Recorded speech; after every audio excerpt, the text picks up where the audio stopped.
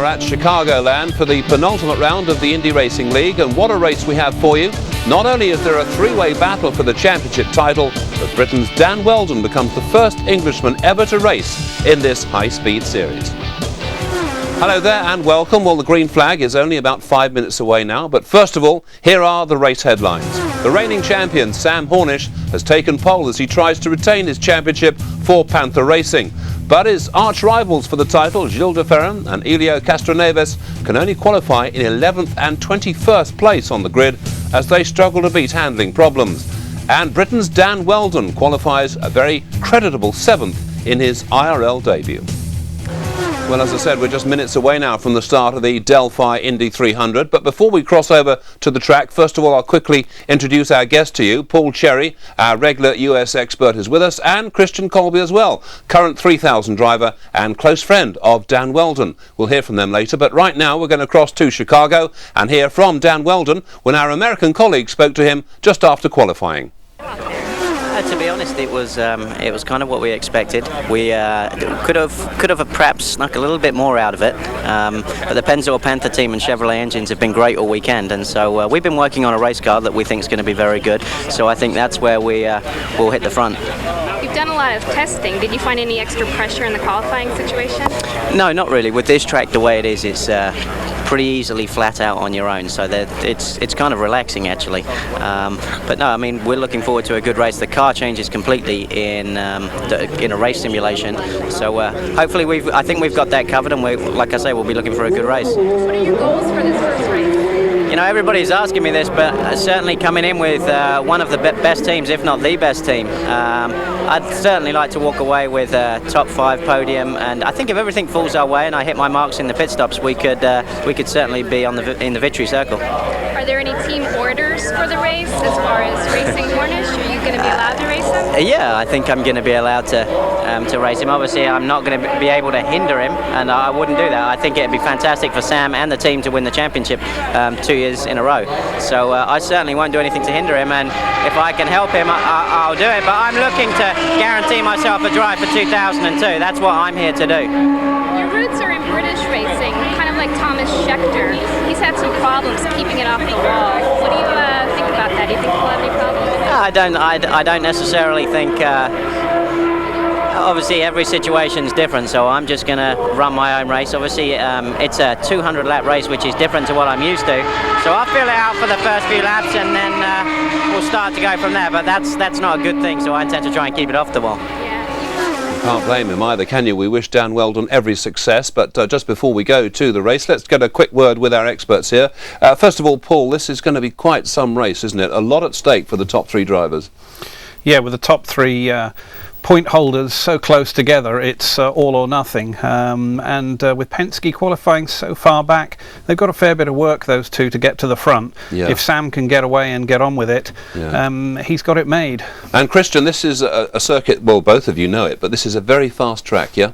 Yeah, I mean, qualifying, they're doing up to speeds of 223, and that's average over the lap, so top speeds are in excess of 230 miles per hour. Yeah. So they're really, really quick. I think in a race you'll see 2 aside, even maybe in 3 aside, and I don't think anyone will be giving each other an inch. And conditions look pretty good. The sun is shining, so I think what we can now do is cross to our colleagues in the States. As you can see, Dan and the other drivers are already out there on the warm-up laps. Let's now cross then to our US colleagues, Larry Rice and Gary Lee. Last year's champion is not here this year. The fuel range up to 54 laps, maybe even longer if you get a good draft and get good fuel mileage. Well, this is a D-shaped racetrack, Larry. It is a shape and a size that we have seen before this season. Everybody talks about the mile-and-a-half racetracks. This racetrack is almost identical to Kansas City. Both tracks owned by the people who own the IRL or the Indianapolis Motor Speedway, I should say, and Daytona 500. So cars are very similar. Well, there is Vitor Mira, good qualifying effort. He'll be starting 5th as we go to our onboard cameras for this 300-mile event, driving for the John Menard team, and looking back from the pole position on board with Sam Hornish, his 3rd pole of the season. He's also had 3 victories so far this year. And there is a look over the top of Al Unser Jr. A good effort in qualifying yesterday for the second time this season. He'll start in the 3rd position inside the 2nd row. And there is his teammate in Kelly Racing. That is Scott Sharp. He'll be starting back in the 16th position in car number 8. And then car number 44, Alex Barron, a winner earlier this season, will have an onboard as well. And he's starting back in the 18th position. They should go green, Larry, the next time by. Yeah, it's going to be very interesting to watch Castroneves and DeFerrin, both of them starting deep in the field. Meanwhile, Hornish starting right up in the front row where he wanted to be. One of his best qualifying efforts since early in the season. I have to say that Al Unser Jr., that's a terrific qualifying time for him today. Well, keep in mind, Larry, there are 2 bonus points for leading the most laps, and this is where Hornish needs to be because he needs those extra points. He's 8 points back of the leader, Castroneves. The real key today, though, and every day is going to be not making mistakes. Or making sure you're not around when somebody else makes a mistake and they're right in front of you. Exactly. Well, a big jump for Hornish as he grabs the lead right at the green. Buddy Rice falls into 2nd place. Everybody else back in the back, kind of scrambling for positions, trying to get down to that low groove, the bottom line. 25 drivers as Hornish, who became the youngest driver ever to win a national open wheel championship last season, has once again the point now, and he trails in the points championship by only 8 markers. There's Buddy Rice. He joined the Cheever Red Bull team only a few races ago, and in his debut started outside the front row next to his then teammate Thomas Schechter at Michigan. As you look back from the 1st place car, 3rd place right now is Al Unser Jr. and Billy Boat rides in 4th just as they started this race. Yeah, everybody fell into line. The draft seems to be working pretty well, but nobody, you can see Rice right there using that draft. He sucks up right behind, but he doesn't get a good enough run to try any kind of move to get around. You take a look there at Buddy Rice, who is currently in 2nd place, riding for Team Cheever, the Red Bull team. This young man grew. He lost the front end right there. He got a little bit too close and lost all the air off of the front wing, and you can see that car start up the racetrack. Luckily, he caught it and didn't lose a lot of ground. Well, in qualifying yesterday, only 0.6 of a second separated the top 24. A most impressive bunching for yesterday's qualifying effort. You're right along board Al Unser Jr. He now back in 3rd position. Well, we've often talked about how close and how competitive the Indy Racing League is, and that's just another place that proves it. 0.6 of a second between the top 24. That's unbelievable. You had a shot there from the car of Vito Mira. John Menard trying to really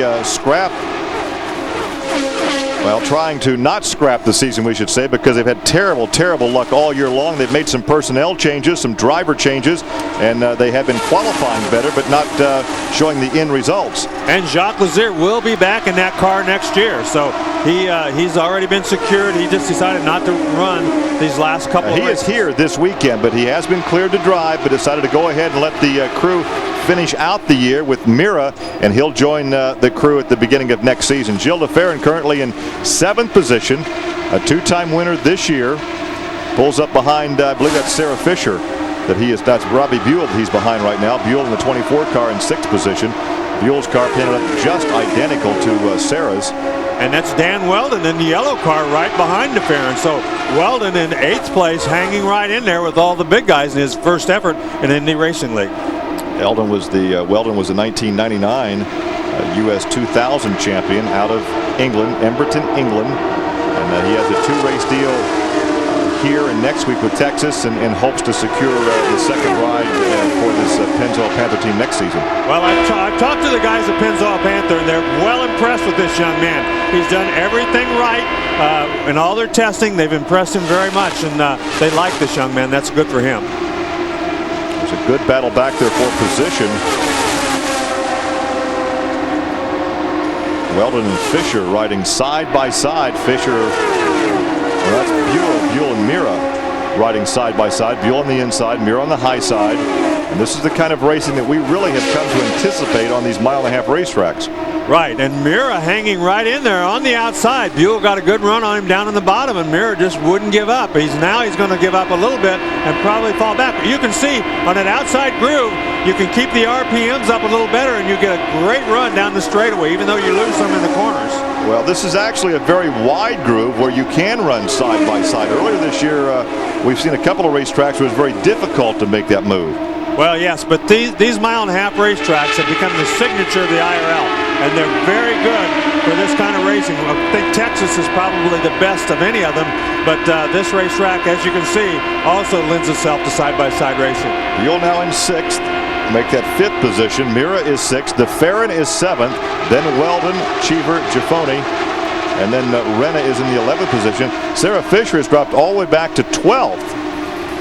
As you take a look there at Sam Hornish, he continues to lead 10 of 200 laps here in Chicagoland.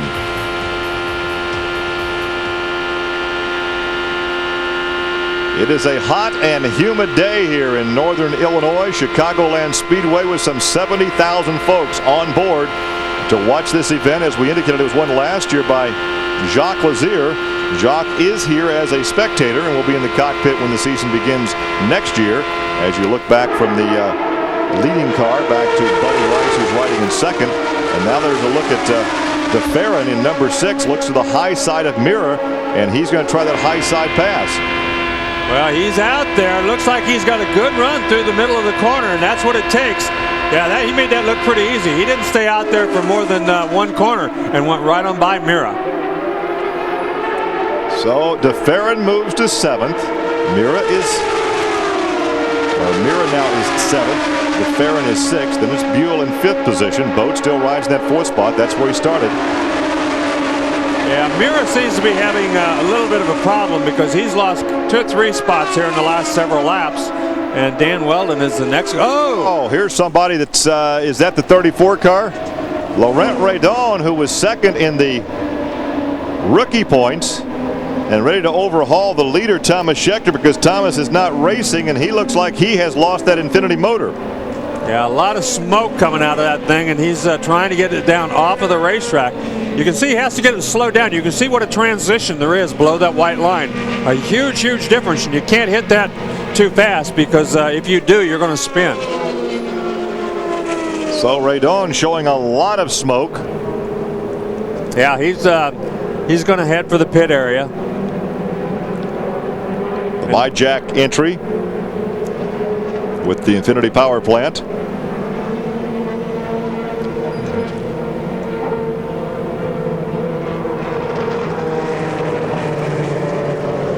Looking at Laurent Redon, and he has brought the MyJack car in under a plume of smoke as the engine expired. They had some problems, and under a yellow flag for the first time here this afternoon.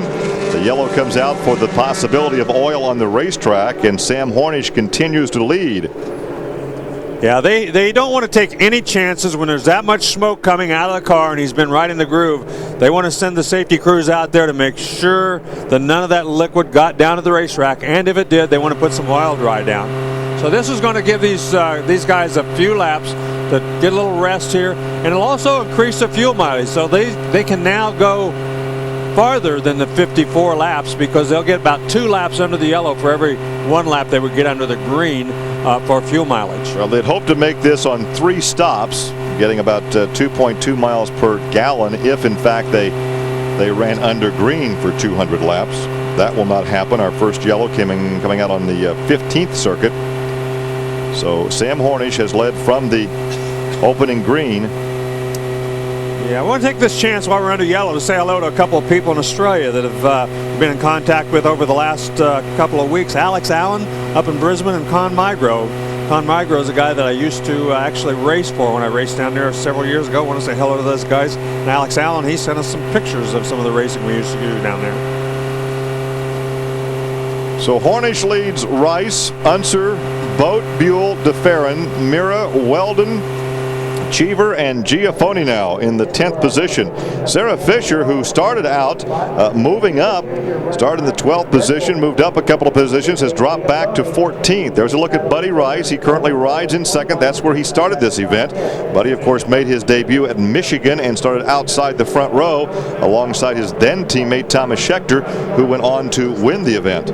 Well, he's been pretty phenomenal. I mean, we thought Thomas Scheckter, when he showed up, was really, really good. He did some tremendous things. And this kid has done just about as well. I mean, he's been up front in every event he's been in. He's always been a factor. As you ride along with Al Jr., there certainly is a question mark over Thomas Scheckter, where he will be next year. There has been a rumor that he might end up as, look at this, some of the guys toward the back of the pack come in out of this yellow. Look at this, an early stop for the Penske car. Well, Castro Neves was running 18th, so he's going to come in, take a chance on getting off sequence and maybe gaining a lot of track position if he can stay out and a yellow flag comes out a little later. So there's nothing wrong with that strategy. He certainly is not going to drop a lot of spots because he was already in 18th. We started to allude to some of the rumors circulating about Thomas Scheckter that he might join the Michael Andretti team, Team Green, next year for the Indy Racing League. Or he might be trying for something in Formula One. He was at the Spa last week for the Formula One race. Certainly a lot of rumors. Sidelines, a very early, huge disappointment. Did you have any indication as the race started that you might have a motor problem? The engine wasn't pulling right, and I didn't thought it gonna blow, but it wasn't pulling right, that's for sure. And then after just 20 laps, something like that, we.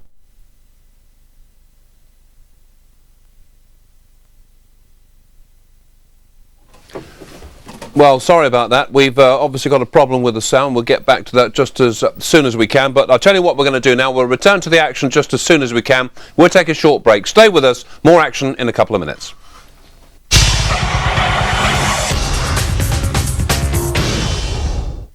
Tomorrow on Sky Sports 1, it's Arsenal versus Man City.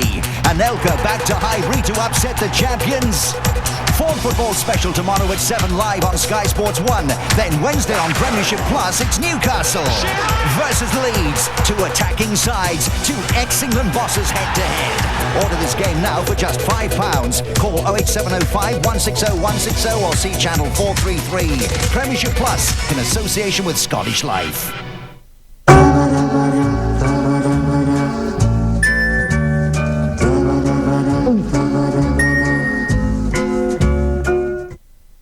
Colgate and the British Dental Association are making this September Oral Health Month. We're offering free dental health advice. So call Colgate now. You know the feeling. Bills you can't clear, expensive credit card debts you can't pay, the constant worry of trying to make ends meet. You could wait for a miracle to happen. But as a homeowner, there's a simple way to solve your problems. Just make one free call to the mortgage lender. Hello, the mortgage lender. How can I help you? They could completely change things for the better. The mortgage lender specializes in remortgages for those of us who may have been turned down elsewhere. You could be accepted even if you have mortgage arrears, county court judgments, or if you're self-employed or can't prove your income. With the mortgage lender, it's quick and easy to unlock the cash tied up in your home, clear your debts, and enjoy peace of mind once more. You could even raise extra cash to buy whatever you want and still reduce your monthly payments. So call the mortgage lender on 0500 410 410 for an immediate lending decision. Make that call now. 0500 410 410. The mortgage lender. Call today for a brighter tomorrow.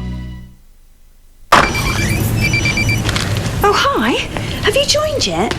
You know who? I gave you the number. 0800 08 54321. Yeah, that's right.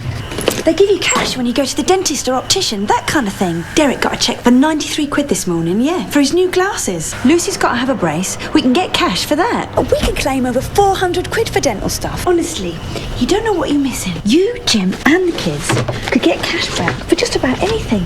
Yeah, I know. I'm going to the osteopath next week. Yeah, we'll get cash back for that too. Well, what's stopping you? Oh. You can join for less than £8 a month. The name, didn't I tell you? I'm sure I told you. Hey, just say. To join HSA or for more information, call 0800 08 54321. Join today and get £15 worth of Marks & Spencer vouchers free. What you want is a mortgage linked to your pension. No, you need to make sure it's capped to base rate. No, they're switching mortgage. They want an interest-only tracker like ours. Don't listen to him. There's so many mortgages to choose from. No, I went to Direct Line. They did it all over the phone and their rates are great. We calculate interest daily, and paying a bit extra monthly could save you thousands in interest. Call 0800 051 5157. What you need is a DVD with a 5.1 decoder. No. What you want is a really meaty subwoofer. Don't listen to him. Call us on 0800 051 5157 for a great deal whether you're moving home or moving mortgage.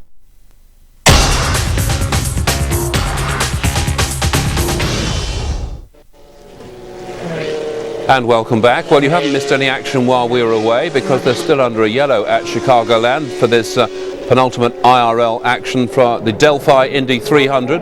A fantastic race in prospect. We hope that they'll be racing again very soon. I think what we ought to do now is cross back to our colleagues once again in the USA, Larry Rice and Gary Lee.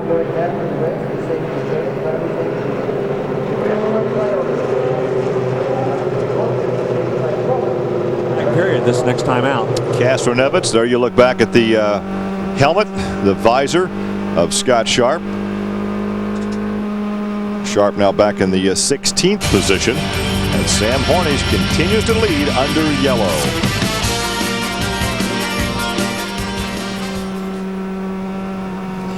Well, I would have to guess that there's more oil laid down than what we really had anticipated as you take a look at George Mack in the number 31 entry there in the pit lane, because this has been a somewhat lengthy yellow for oil on the racetrack. Yes, and that's obviously not a routine pit stop. They don't have anybody changing tires. They're not putting in fuel. They're looking in the side pod area. So obviously a huge problem for George Mack. He's been in there for 3 laps already. He's already way down the list. So obviously not going to be a good day for George Mack. Looks like he might even be getting out of the car.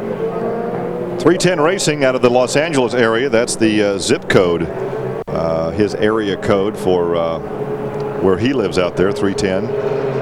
George Mack qualified in the 24th starting position. So there we are, not an awful lot to report on at the moment. We'll go back to the action just as soon as we can, and as we saw, Dan Weldon very much in the thick of the action at the right end of the field. But the exclusive news we can bring you here on Sky Sports is that he'll not be the only Englishman competing on the IRL ovals in 2003. It was revealed in a press conference today that Formula 3 frontrunner Mark Taylor has signed to drive in the Infinity Pro Series for next year with a new Panther Racing Junior team, and we can hear from Mark right now. Well, I haven't really got any experience of ovals. It's a completely new challenge for me. I've been watching it on TV, of course, and it looks really exciting to me, the racing and everything like that. So it'll be an interesting challenge, a new challenge, and that's what I'm looking for. That's why I'm coming over here. Have you ever seen an American oval race before? Is this your first time? Yeah, this is my first time. We came over a few weeks ago to Michigan, and I was just in awe about that. It was amazing. The speeds that they generate round here are absolutely phenomenal, and I just want to get involved in that. I think it's a good opportunity for me to further my career over here. The guys over here are really friendly, and hopefully make me feel at home. What are your goals for your first year in Infinity? I've been able to get a top line drive with a top team. That was the main aim around here, and well, I hope to win the championship. That's why I've come over here to win races. I feel the Panther are going to be able to do that for me, and that's the main reason that I've been able to secure this deal so quickly. So good luck to Mark Taylor. Look forward to seeing him in action next year in 2003 over there in the USA. But right now we're about to go racing once again. Here's Larry Rice and Gary Lee. Indianapolis, Gary Pettigo, one of the owners of this Panther Racing team. And look at this, Buddy Rice has a look to the inside. Gets up very close to the rear wing. Now he swings high as they take that green flag, and he's going to take a fly at him. Wow, he had a great restart. It looked like he didn't lay back. He didn't get a big run. But boy, once they got on the throttle, he's got a great run on him down the back straightaway, and he's going to take the lead. So Buddy Rice, our second leader of the afternoon,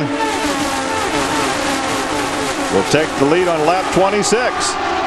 That was a very, very strong move. It didn't appear that he laid back, got any kind of a run, but once Hornish picked up the throttle, he did exactly the same and really got a great run down that back straightaway. But you know, Larry, all season long, we have talked about some of the struggles that Sam Hornish has had on restarts. Yes, it does seem like he doesn't get as good a restart as some of the other guys. He tries to lay back a little bit, get a bit of a run, but once again, he just got beat on that, and it may have something to do with the gearing, the way they run the gears in that car. I'm not sure. Look at DeFerrin on the high side of Boat. That's the battle for 4th position. Boat in 4th, DeFerrin is 5th. Well, DeFerrin doing a great job. I tell you what, he's come a long way in a very short period of time. He's shown everybody that he's in this championship race to win, and he's going after it right now. Look at him work that steering wheel. Well, he's taking stock of things right now. You can just see that he's kind of taking stock. He's wanting to stay in there. Here comes Al Unser Jr. also. Yeah, he's also caught in the draft, and he's catching up with those guys. Just noticing how much he's moving that steering wheel, how rough that track appears to be. Well, it's a little rough, but in reality, it's not as rough as most of the tracks on this series. This racetrack is fairly new and really good. Look at Al Unser Jr. He's running that outside groove. He wants to keep the air on the wing, so he doesn't want to run right exactly behind Hornish. So he tries to move up or down the racetrack. Half car length up the racetrack. Gets more air on the front wings, increasing the downforce. You saw earlier Buddy Rice, the front washout, as he got too close to Hornish. And look at this battle. There is Billy Boat. Billy was under pressure from DeFerrin for 4th position. He broke loose of that battle and goes by the inside of Al Unser Jr. He's showing his strength now with that Infinity power plant. Well, the first 7 or 8 cars are all nose to tail. And DeFerrin back there in 5th. Now it looks like he's got to run, and here comes Buell behind him. 3, stack them 3 wide.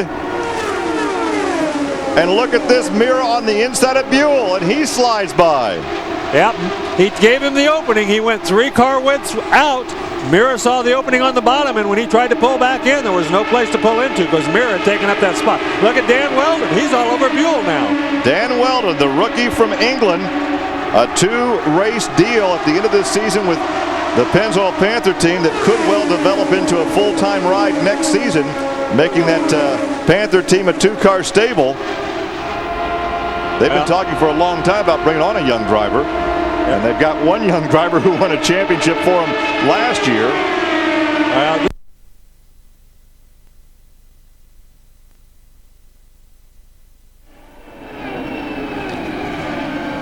Well, once again, we got a problem with the commentary, I'm afraid, but we are endeavouring to re-establish contact with Chicagoland, but we'll stick with the pictures at least.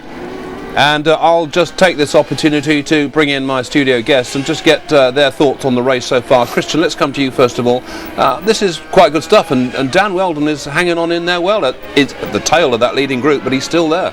Yeah, I mean, it seems the leading groups consist of about 8 cars, and Dan hangs in right on there. He's doing a really, really good job. He's learning a lot at the moment, but I mean, he's just taking his time, you know, and playing about a pit stop. So I'm sure you'll see him moving up the order, and I think he's very, very possible of getting into the top 4, top 5 at least. He must be. I mean, he must be thrilled with this. All his connections must be very pleased for him, because if he does well here and in the next race, as they've just said on commentary, who knows what will happen next year? Yeah, he's such a nice guy, and I mean, he's going to be really, really determined to be going out there, and he's a tough, hard racer. Yeah. And he'll be wanting to show what he's worth, and he's got 2 races to do it, so that's a tough job to do. Yeah. But I mean, he's capable, and I'm sure he'll be up the front in these 2 races. Paul, what do you make of the race? What we've seen of it so far? Well, it's all panning out quite interestingly with Buddy Rice now in the lead with Hornish behind him, so he's got to work hard to get those maximum points. But DeFerrin is slicing through and is now in 4th. And don't forget, Elio took an early pit stop there to change his strategy.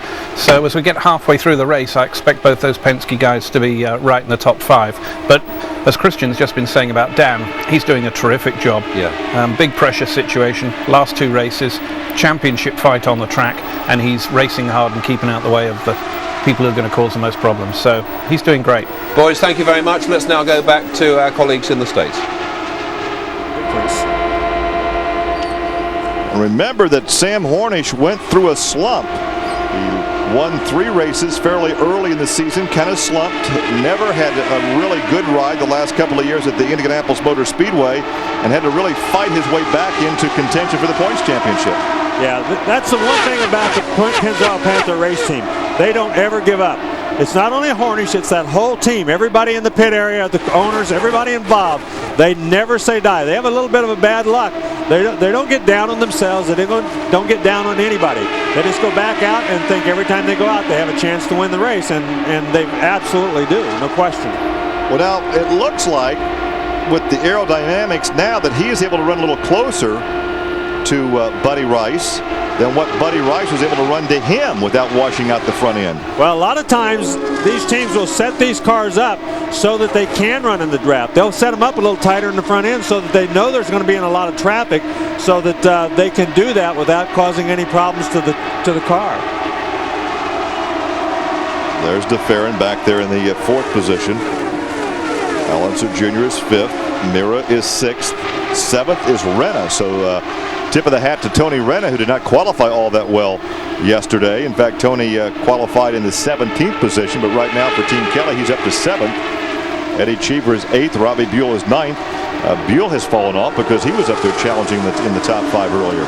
Well, and Dan Weldon has dropped back to 11th, so he too is it's just so competitive. One slight mistake, you have to lift out of the throttle just ever so slightly. You're going to lose 2 or 3 positions in a race like this. Look at this parade through the corner. The turns are banked 14 degrees here at Chicagoland. Slight banking in the straightaways, although it's a D shape, so there's really no area that is straight on this racetrack. And here goes Al Jr. He's going to go to the outside of DeFerrin. Almost contact. Is he going to make it work? Al Unser, a good qualifying effort yesterday, started 3rd. He missed a couple of races this season. It has been well documented that he admitted that he had a drinking problem, went to a rehab center for 17 days, came back, said he was fit, and took on a whole new attitude toward life. Well, I think DeFerrin right there thought, man, I don't need to crash. I'd rather run 5th than have any kind of a chance of crashing right now. So Buddy Rice, the rookie here in the Indy Racing League, continues to lead after 42 circuits.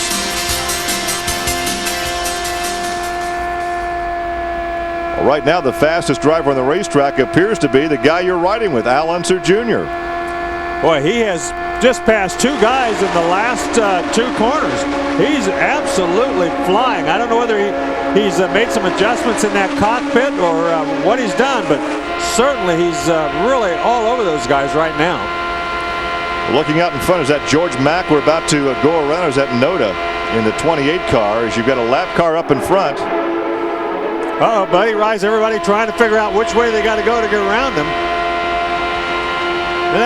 Look, they're on the inside. He stacks them 3 deep as they go through the corner, making the pass on the lap car of Noda. And Ornish had to get out of the throttle ever so slightly when they caught up with him, and when he did, Al Unser Jr. just blasted by right on the bottom side. He split those 2 cars, and there wasn't all that much room there. Well, Rice has led since the 26th circuit, but he's under heavy pressure right now from Al Unser Jr. Al Unser Jr. right now looking like the champion he has been for most of his life, as that thing is really on rails, and he's able to go to the outside and doesn't seem to lose anything when he goes into that second groove. We've only had 2 leaders today. Sam Hornish from the pole led the first 25 laps. Al Unser looking to be the 3rd leader of this race, and Bayan knows he does have the lead as they will complete lap 48. Yeah, he may not get credit for it at the starting line, but he certainly did lead this race going down the back straightaway. But I think right now, as strong as he is through the middle of the corner, that he will lead this thing going back into turn 1. And Unser does. And look at this, Hornish catches the draft and goes right with them. Wow, Hornish caught a terrific draft down that front straightaway and just blew by. Some of the best racing of the afternoon here in the first quarter of this race. Your 3rd leader of the day is Al Unser Jr. As they complete lap 49, Unser, and there is the gap between 1st and 2nd. He's being stalked by the yellow number 4, the Pennzoil Panther car of Sam Hornish Jr.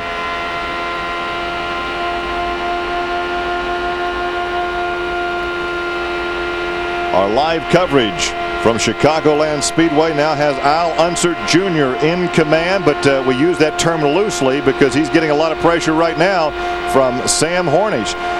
Buddy Rice went from the lead to 3rd position. Yeah, Sam Hornish, Al Unser Jr. appears to be the strongest guy on the racetrack right now, as he went by he was back in about 4th or 5th spot. He just blew 1, 2, 3 guys off just like that and really looked to be strong. Harnish caught the draft, has kept up with him, but doesn't appear to have anything to try to get around him right now.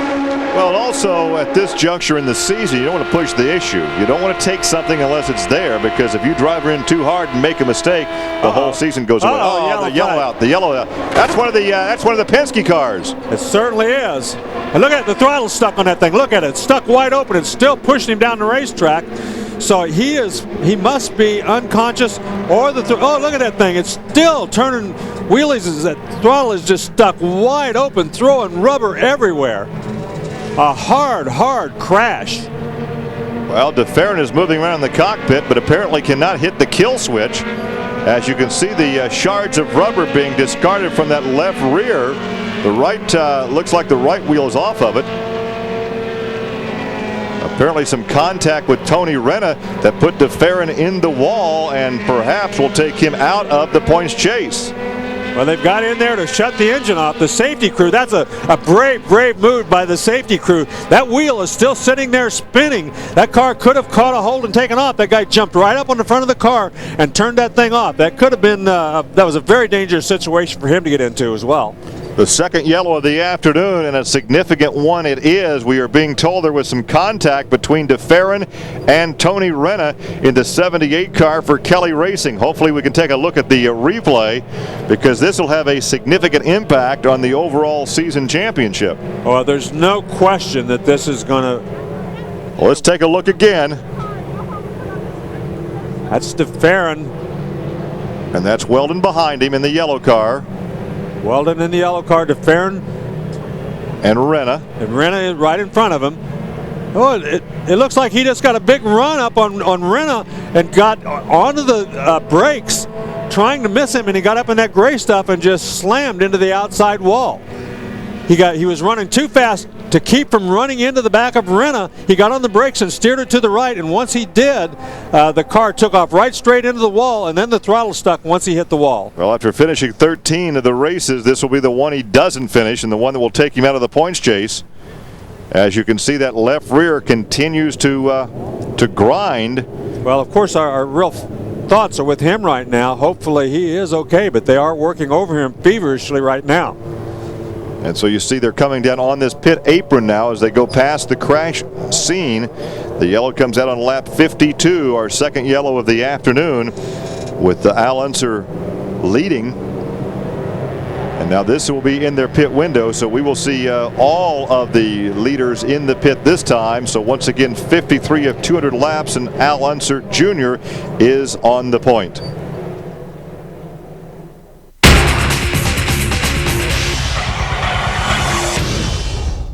A Saturday premiere. That's what I want to be, sir. A Navy master diver. Now I want y'all to welcome the Bayonne Diving School's first color trainee. I can't live this life again. I made a mistake. It won't happen again. Yes, it will. They ain't gonna have a color diver. Because no matter what you do in their eyes, you'll never be as good as them. I'm ready. Let me go. He is the only Negro diver. Think you're as good as they are?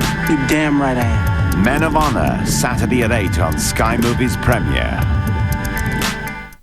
If your finances are out of step with your monthly credit repayments, maybe it's time you put your foot down. And call Freedom Finance on 0800 028 1234.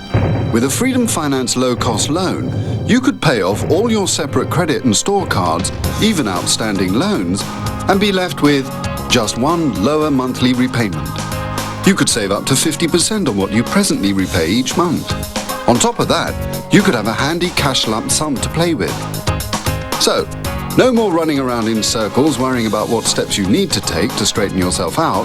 At Freedom Finance, we can find the right loan for you, for any purpose, between £3,000 and £60,000, to help you take care of everything and get you back on the right track. So if your finances are out of step with your repayments, put your foot down now and call Freedom Finance on 0800 028 1234. Is the interest rate on your credit card starting to take over your life?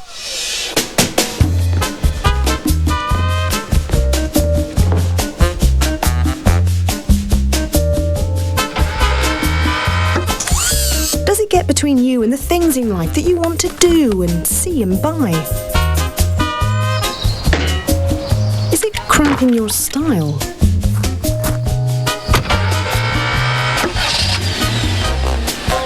Well, help is at hand.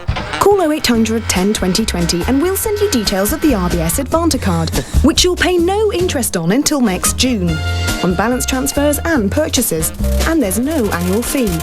After this, you'll continue to benefit from our low standard rate of just 15.9% APR. Cut your credit card rate down to size. Call us now on 0800 10 20 20. Here's some important news for all AA and RAC members. I'm in one of 6,000 breakdown trucks on call for Direct Line Rescue. Here we are. Great. Direct Line Rescue has one of the fastest response times. This is Collins, Andy from Direct Line Rescue. And it's now available to everyone. So you can join today by calling 0845 246 3333. And they even guarantee to beat the price you're currently paying with the AA or RAC. Watch yourself. So call Direct Line Rescue now on 0845 246 3333. I've got the right. I've got the right. I've got the right. Have you got the right to buy your council house? Regency Mortgage Corporation specialise in assisting council tenants to buy their council house and raise extra cash for home improvements, even if you've had a poor credit history. For your free quotation without obligation, call Regency on 0800 298 9988.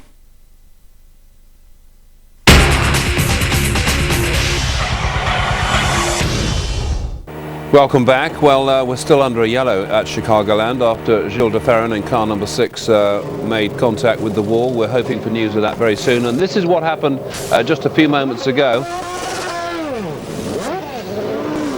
And as I say, we are still not racing because we're waiting for the track to be made ready for racing once again. And of course, the safety and the well-being of Gilles de Ferran has been established. So that was a few seconds ago while we were on that last break, and these are the live pictures from Chicagoland. And I think we'll just get a quick reaction from the two boys in the studio. First of all, Paul, what did you make of that? The impact itself didn't look too bad, but I have to say, I think we felt that Gilles was knocked unconscious, didn't we? Yes, it didn't look too bad, but at the end of the day it was probably at 200 mile an hour plus, and so it's going to be a big impact. He appeared to me to perhaps not be conscious, only because that engine stayed running until the assistance came to him, right. And he didn't look to be trying to jump out of the car. Yeah. Let's hope that he's just sort of getting things sorted and got his finger on the button telling Roger that he's awfully sorry. Sure. And Christian, obviously there is always a worry about driver safety here, and as Paul's just said, it looks straightforward, but the impact was at more than 200 miles an hour, and you know that always involves, any speed involves risk. Yeah, exactly. I mean, when you're doing an average lap of like you're doing here in Chicago above 220 miles an hour, you're not going to have a light contact with the wall. When you're going to hit the wall, chances are it's going to hurt, and it's probably going to hurt pretty bad. Yeah. So the chances are he might have been knocked unconscious because he's going to be pulled a lot of G when he hit the wall. Right. And the fact that the engine was still running is a little bit worrying, but hopefully he is okay and he'll get back on running and he'll be fine. Thank you, boys. Right, fingers crossed then for Gilles de Ferran. We'll update you on that as soon as we can, and the best people, of course, to do that are American colleagues. Let's go back now.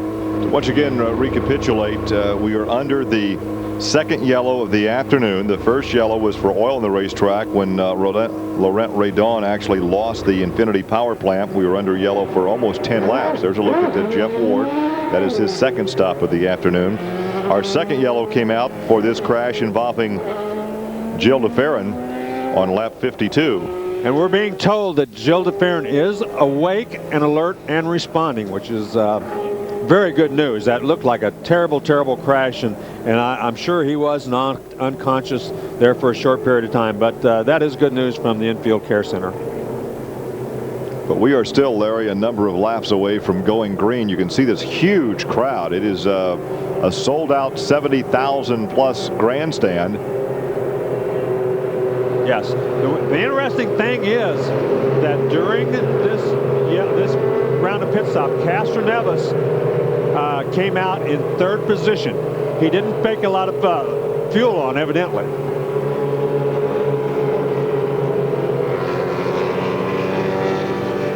Right, well, as they've said, there will not be any racing, I wouldn't have thought, for a few minutes yet, at least. Obviously, as soon as anything happens about Gilles de Ferran, we will let you know.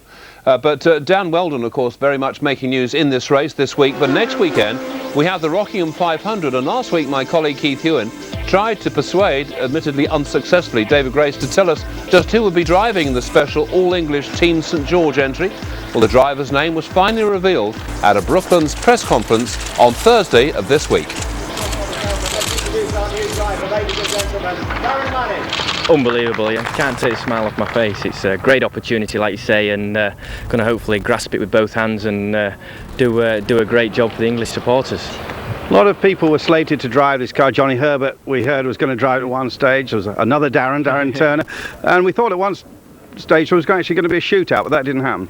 No, I think the thing was it just happened all so late. I mean, I only really found out last weekend. Seat fitting on Monday, we were testing the car on Tuesday, so that's the how I found out about it. You know, at that late stage. Obviously, it's been in the press, and we've been negotiating for the last few weeks as well. So yeah, I just don't think there was any time, especially seeing as we had to do a rookie test. The team wanted to get some work done on the car as well over this next week in preparation for the race. And what about the oval strategy? Because, you know, it is a special way of racing.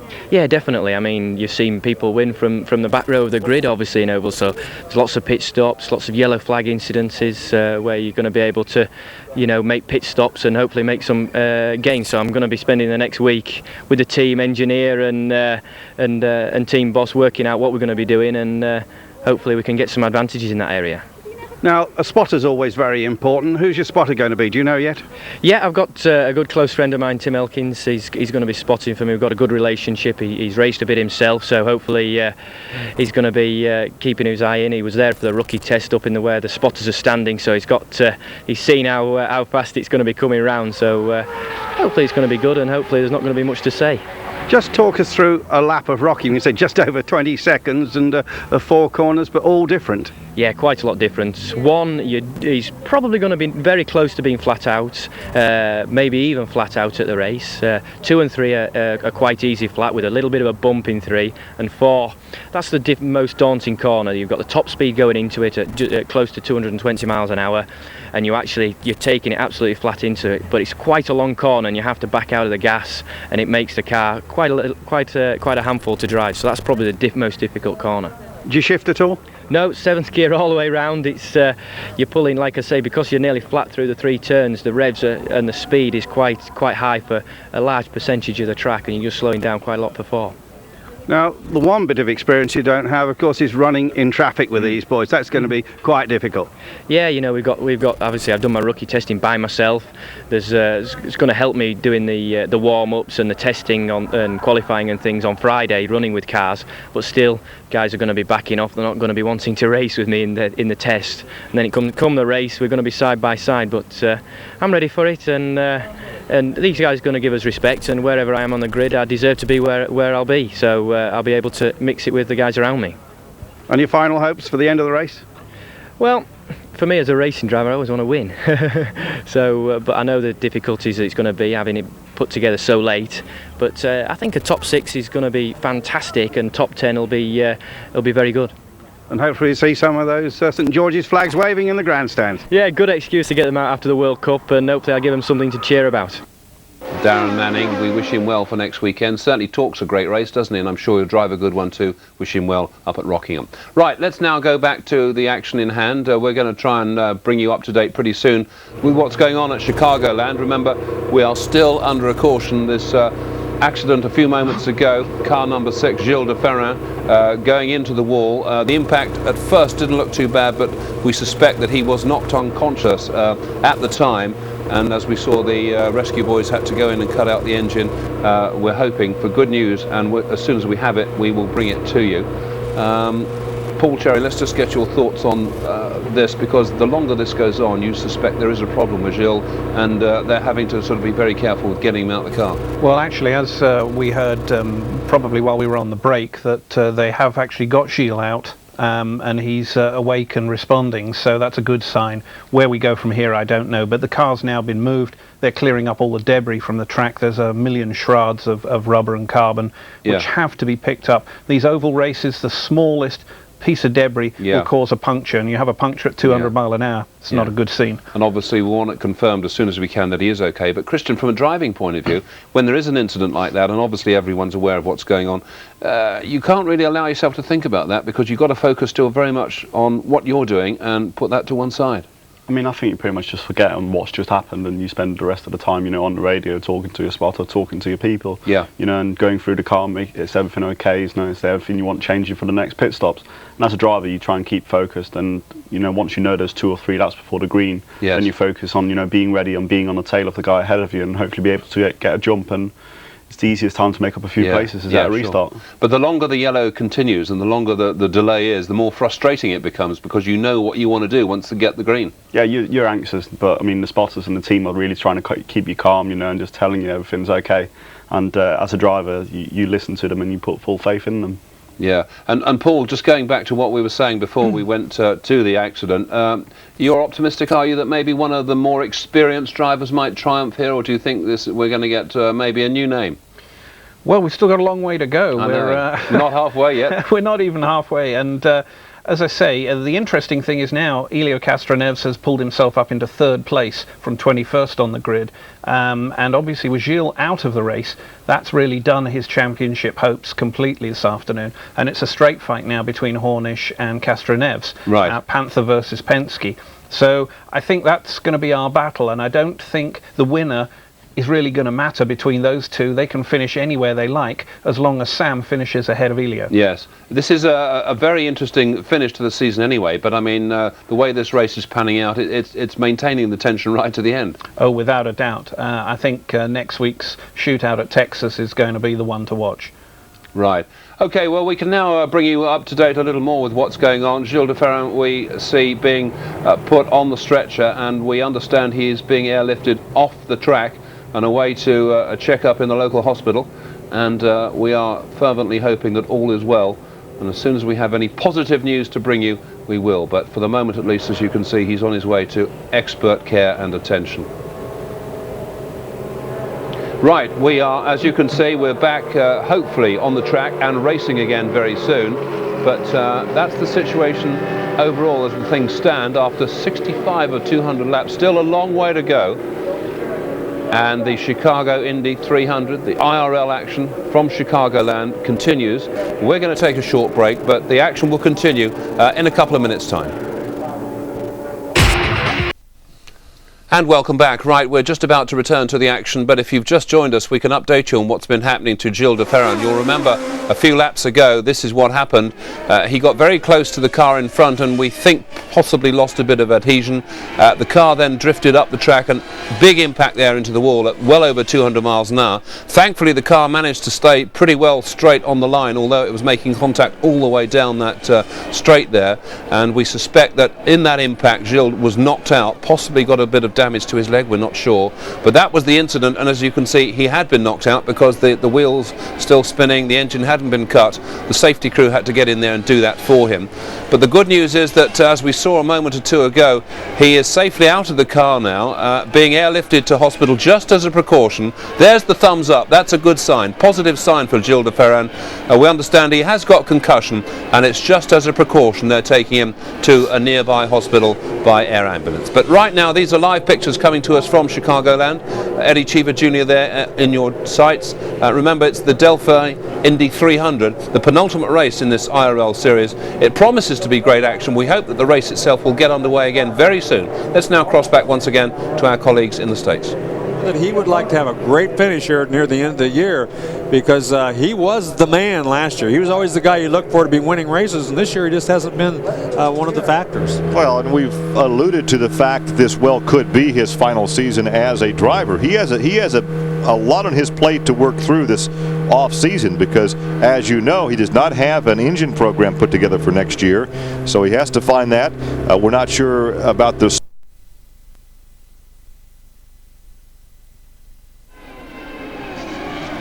Well, once again, I'm afraid we've got a sound problem as well, so it's not being quite our day at the moment. This race is a little stop-start at the moment, and of course with Gilles de Ferran currently on his way to hospital, we have had a long spell under yellow, but hopefully any moment now we will go back to green. And let's get the thoughts once again of my two studio guests. Let's go to Paul Cherry first. And Paul, this is always frustrating. I was saying a moment ago to Christian, for the drivers in particular, but for the fans too, and indeed for us. We want to see a good race because it's all set up to be a fantastic day. Yeah, I mean, as I said before, the circuit needs thoroughly cleaning. I mean, every little piece needs moving, because the next pit stop, if anybody's got a cut on their tyre, they will immediately throw a yellow again and have a track inspection, because those pieces are critical. The other reason probably is they're waiting for a replacement helicopter to come back to the track, because that one's gone. If there was another incident, then there wouldn't be a helicopter to airlift that driver. So it takes a little bit of time to do that. But Chicago's only like 5 minutes, the main hospital. So that's easy. Best thing is that Gilles looked as though he just got a nasty headache. Thankfully, he seems to be okay. Right, that's the point that we're going to cross back now. We have re-established contact with our commentators at Chicagoland. So once again, let's go racing. We talked about Cheever owning his team. There's Greg Ray. Now, Ray this week is driving for Sam Schmidt. Ray is under contract to A.J. Foyt through the end of next season, but as we look at a Foyt car in Salazar, he said, you know, Foyt just did not have the manpower nor the money to run 3 cars, so he stepped out of that car and hooked up with Sam Schmidt. And we hope momentarily, as you ride along with Alex Barron, to hear from the captain, Roger Penske, regarding his driver who was being airlifted to Olympia Field, being treated for a concussion. You saw him give the thumbs up as he was wheeled to the helicopter, but momentarily, hopefully, we'll hear from the owner of that race team, Roger Penske. Well, Barron, of course, has had a great year this year. A team that was nothing was known about when they came. Your Here's driver, Roger Gilles Penske. DeFerrin, but still, this creates a big question mark for him for next week. Well, I don't think we can think about next week right now. Most important is I saw Jill in the hospital. He was knocked out, I think, for a few short seconds. Didn't remember really what happened. Evidently, the car ahead of him lost fuel pressure and checked up, and he tried to swerve to get away and lost control. But most important thing, I think he's fine. They took him to the hospital just as a precautionary because he did was knocked out shortly. But I saw him, no blood, nothing that you'd be concerned about. His right leg hurt a little bit, but he took a pretty good hit. Now, Roger, you usually call the shots for Gilles. Now that he's out of the race, do you move over to Helio Castroneves, or do you become some of a semi-spectator for the rest of this race? I'll be a spectator. Tim knows exactly what to do. You've seen the job he's done with Helio. Yeah, but you know what? He won't take the radio off, guys. Well, that's Jack Arute talking with Roger Penske, talking about Tim Cedric on the headset with Castroneves. And there's a look at the number 3 car, who's back there in the 3rd position, right behind Sam Hornish.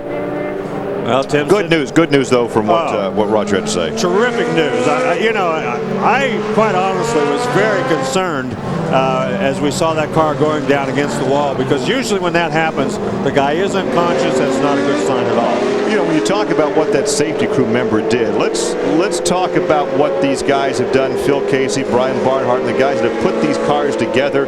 They had the new safety hoop around the head and neck area, and these cars are much safer than they were a few years ago. I would say they're almost 100% safer than they were the first couple of years. These guys have done a terrific job in designing the safety features on these cars. Well, Al Unser has led from lap 48 when he took the lead from Buddy Rice. Right now we complete lap 74. This has been a lengthy yellow, some 22 laps because of this crash. There is the restart. They pick up the trolley here. The RPMs pick up in the Infinity and the Chevrolet power plants. Look at that mad scramble back there in the back. They go 3 and 4 brasses right away. Hornish tries to go to the outside. Well, Hornish was our initial leader of this race. He led the first 25 laps before being overhauled by Buddy Rice. And look at this. He moves to the inside, and he is going to take over. It looked like he made a move to the outside. Al took up and took the outside groove away, so he just moved to the bottom down that back straightaway. That was almost an identical pass to the way he got passed earlier. Looks like trouble already That's for Greg Ray. Greg Ray has had a dismal season. We understand there was some contact between 14 and 20. Now 14 is Dare, who used to be Greg Ray's teammate on A.J. Foyt Racing. Yeah, so that's not a good thing to be touching wheels in these cars at such huge speeds. Look at that's Scott Sharp on the outside. Man, these guys going right after very, very early. Sharp, Lazier, Rice, and Buell all right there together. There is Sharp going around the Lazier car, 91. Sharp back in 7th position. Lazier is 8th. Rice is 9th, and Buell is 10th, and it's Salazar and Mira. And these positions are changing almost every lap. Yeah, and Salazar made that move to the outside, so Salazar looking pretty strong here all of a sudden. You can see that group of cars, really every one of them battling, and looks like Salazar is going to make another move on the outside, to the inside, I guess, this time.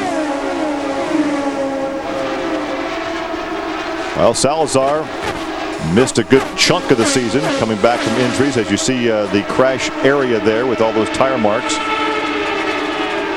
There's Giaffoni in the 21 car.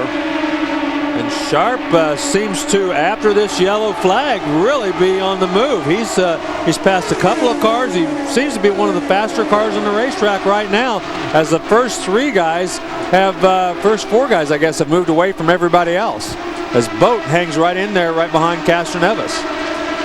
And Tarnish, Unser, Castroneves, Boat, then Cheever, Giaffoni, and Sharp.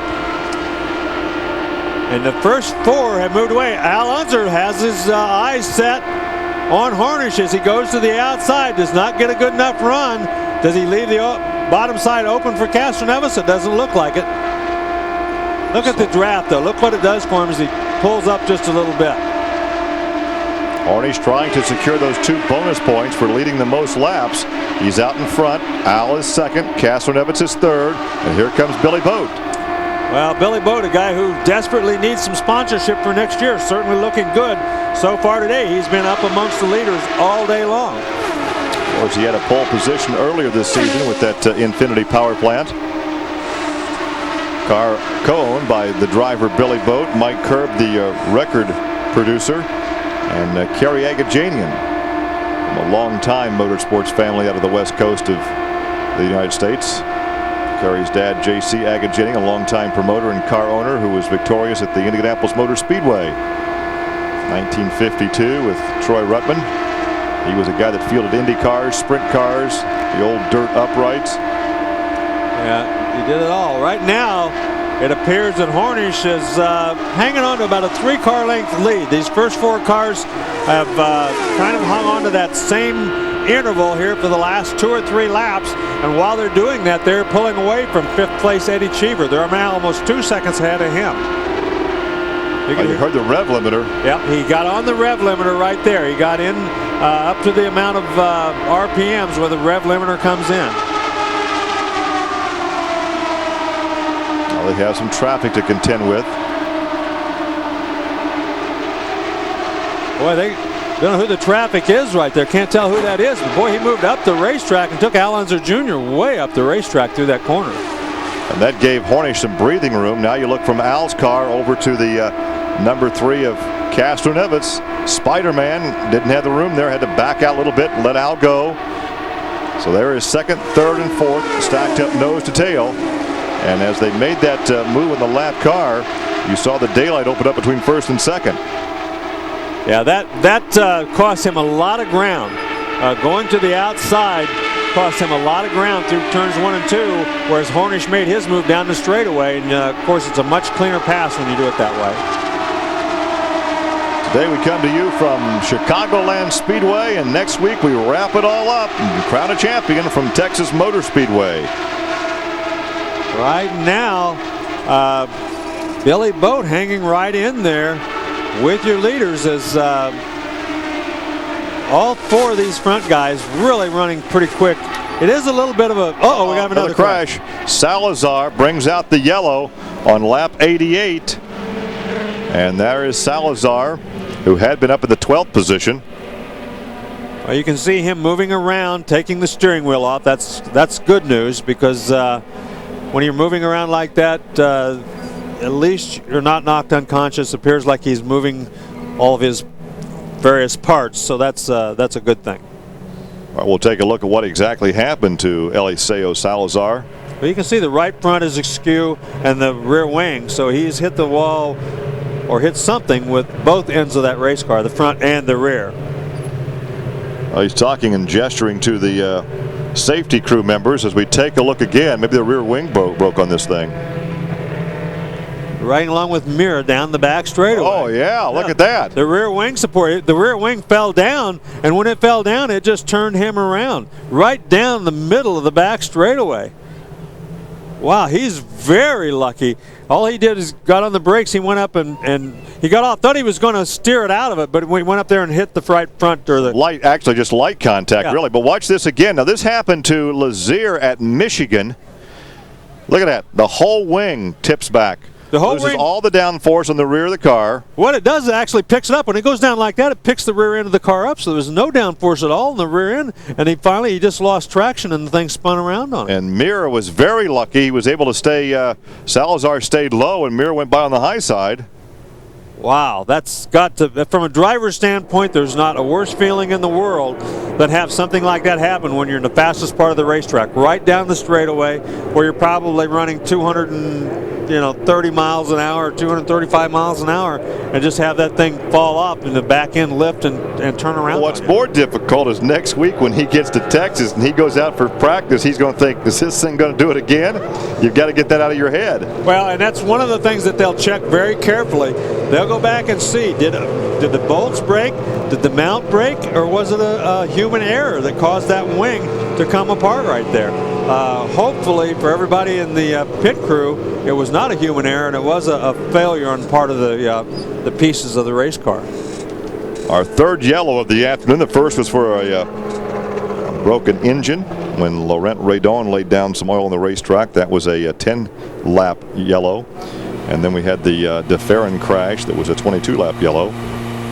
Now the Salazar wreck, and Hornish continues to show the way. He led 25 times the first time he had the lead, and he's had the lead now for, he took the lead on lap 75, so he's been leading for now 15 laps again. Well, of course, all these yellows have been fairly lengthy yellow flags, so even for the oil on the track. Yeah, it was 10 laps or so for the yellow or for the oil, so they've been lengthy yellow flags. So this race is going to take much longer. The good news is they're going to get better fuel mileage. Oh, look at this! Look at this. Second and third peel off. Hornish stays on the racetrack, and Castroneves wanting to get by Little Al there. But remember, there's a 60-mile-an-hour speed limit on pit road. Now you're on board as the Kelly team goes to work on Little Al. Very interesting strategy. I'm not surprised that Castroneves came in because we thought he might have taken in a short fuel load. But I am a little surprised that Little Al came in. They've got 34 laps, and most of those laps, quite honestly, are under the yellow. So they could run, I would guess, another 40 laps before they have to make another pit stop. 35. Well, so the Panther team elects to leave their driver and the leader on the racetrack. That puts Billy Boat up to second position.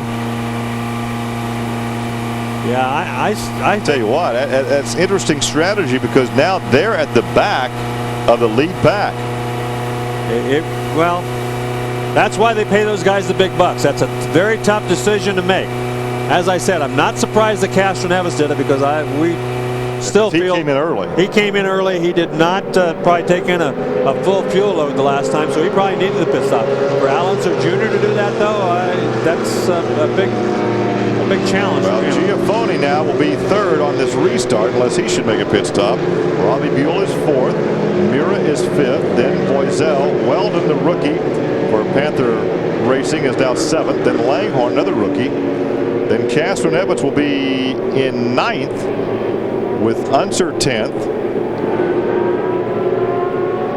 Right, we're going to just break away for a moment because yet again we're under yellow at Chicagoland, and Eliseo Salazar, the latest to have a problem.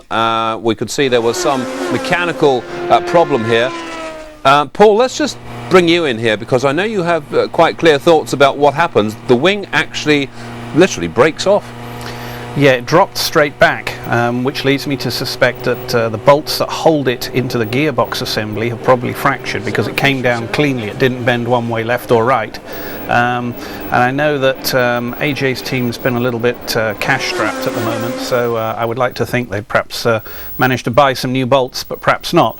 But however, that's a pretty disappointing failure on that sort of car. Yes, and actually, thankfully, it was okay. That could have been a very nasty incident indeed. Yeah, fortunately, it was on the back straight by the look of things, Yeah. and he was able to gather it up before he arrived at the corner. But the middle of a corner, especially in somebody's draft, and we'd have had a different situation. But not to dwell on it, it was just one of those things. Yeah, okay. Right, we are going to take another short break now, hopefully back with the action very soon. Stay with us, we're back in a couple of minutes.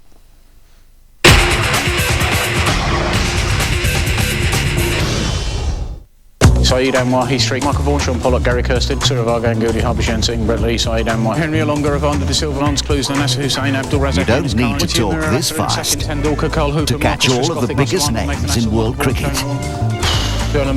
Sky Sports can fit them all into one tournament. Australia, West Indies, Kenya, India, Zimbabwe, Bangladesh, Holland, Pakistan, Sri Lanka, New Zealand, England, South Africa. Excuse me a minute. The ICC Champions Trophy starts Thursday morning at 9 with Sri Lanka v Pakistan. Live, Sky Sports Extra. Would you like to pay off your credit cards and loans?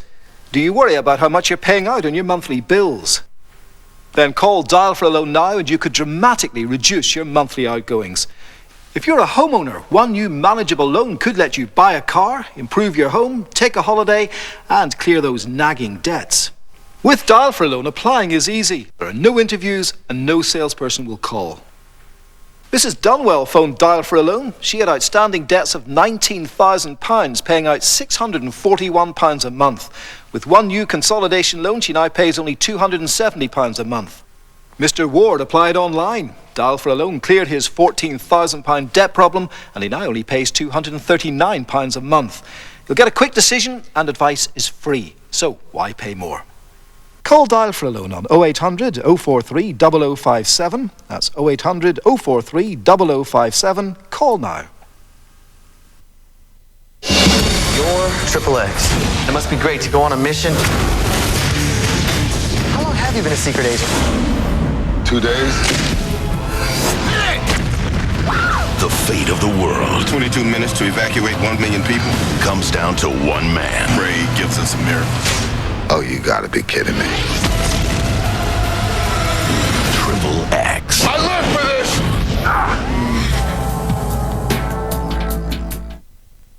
Are you over 50?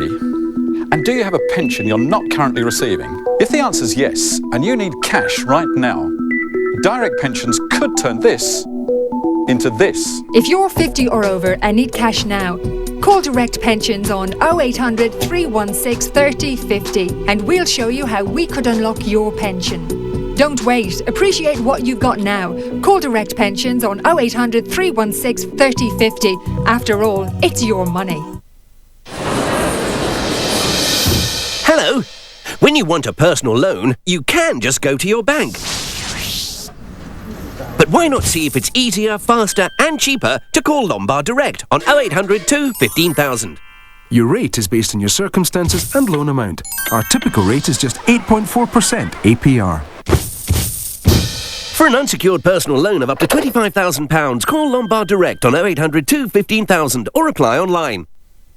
Howard Stevens had stopped at traffic lights on his way home when his car was hit from behind. After treatment for whiplash and back pain, Howard called the National Accident Helpline. We arranged for him to meet a specialist solicitor within 24 hours. Howard received over £4,000 in compensation. If you've had an accident on the road or at work in the last 3 years, call our friendly staff and find out free if you can make a no-win, no-fee claim. Call the National Accident Helpline now on 0800 328 6000.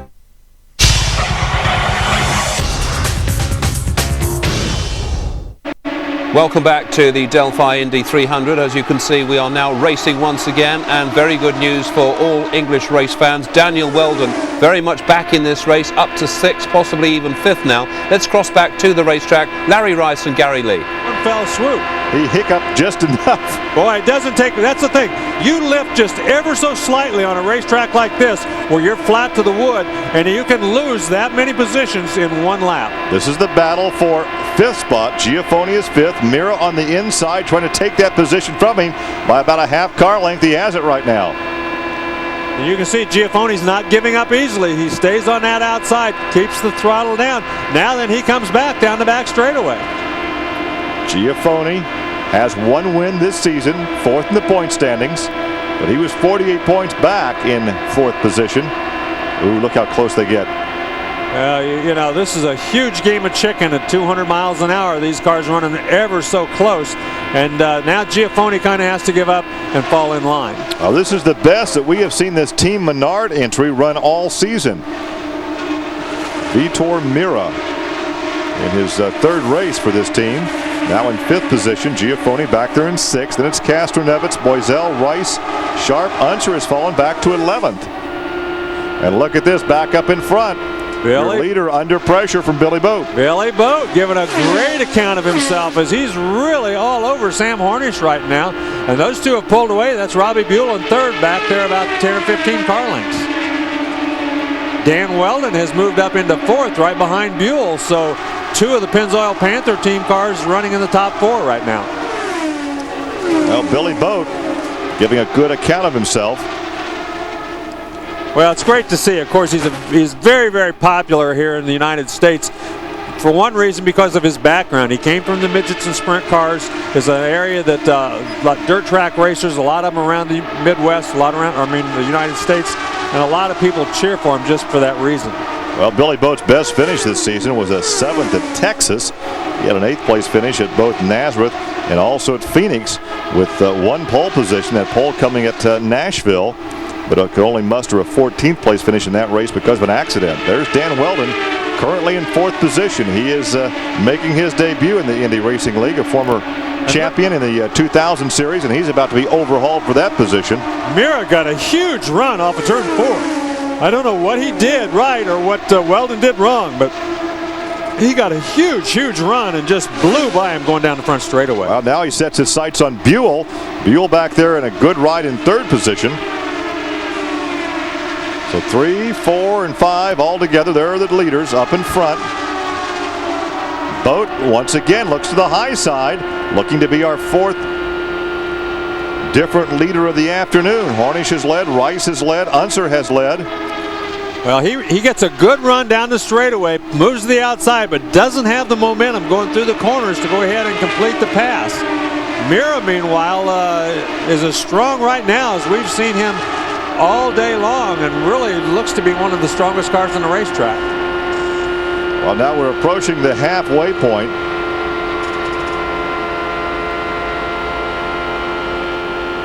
.200 laps. And look at this. Again, he moves to the outside, and you can see back there in the background, that's Buell, Mira, and Weldon all running the top 5 still on the same straightaway. Well, 107 laps have gone past halfway, and Sam Hornish continues to lead.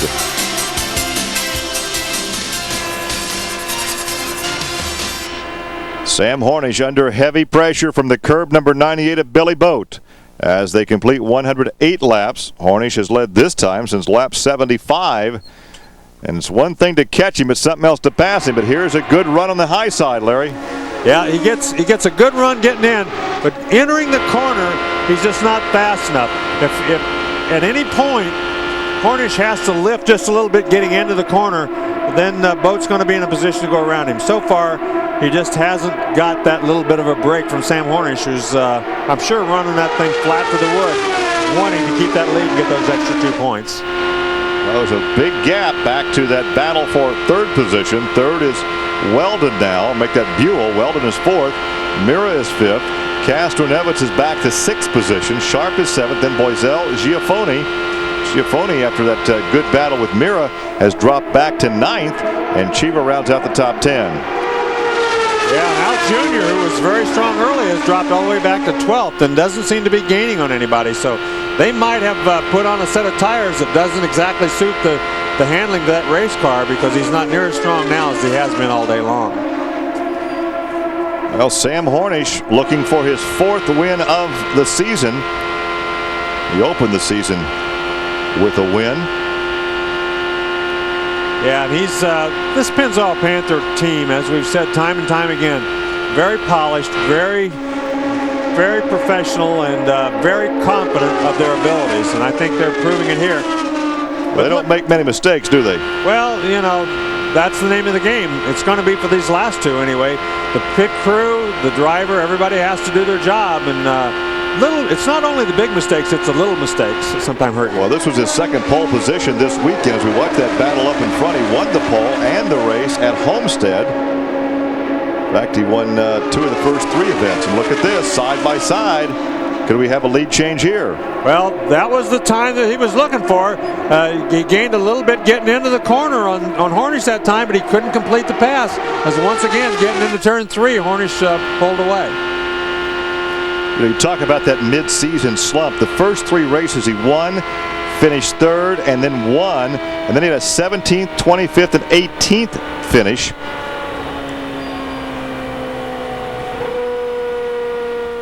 So this great battle up in front. Sam Hornish. We have debris on the racetrack for the 4th yellow of the afternoon, and we see that Buell has come in. You're going to see everybody heading for the pit area now. Not everybody, but those first 7 cars who did not pit the last time will all be heading in. Oh, I say we have some debris. We have some contact down there. That's Weldon and Buell. That's why Buell was in the pits. Wow, there was some heavy contact. They're looking over that left rear tire of Buell to make sure. Making sure the gearbox is okay also. Well, you see he's shifting. Yeah, they're shifting it, but they're looking at the suspension too, because he took a pretty hard look back there. But it may be that the reason he got run over is the gearbox failed, and it again, like we saw earlier, that he just there was no way for Weldon to miss him. We have no way of knowing right now. Trying to hear from Jeff Ward, who has fallen out of the race. Jeff, the winner at Texas earlier. The pits are not open; they're closed. As the Purex team goes to work, the Racing for Kids on Robbie Buell's gearbox. Yeah, Robbie visits kids in hospitals at any given race weekend. There's Jeff. Out, and now all of a sudden Jeff Ward here in the IRL with an early out. What happened? They said it might have put a hole in the piston. It started losing power pretty early on in the race and just wasn't pulling, and we're hanging on, and eventually it just let go there. So tough day for the Target Chip Ganassi team, but we got one more race to pull it out. Yeah, and you can see the smile on his face, and I know why. That's Texas is where you got your first win. Yeah, it'd be nice to end the year on a good note. We've been struggling here a little bit, and this was just one race that we didn't need to have a motor problem. So we were running in the back because the motor was letting down. So hopefully next week we get that fixed. Bob, pit stops are about to take place. The leaders.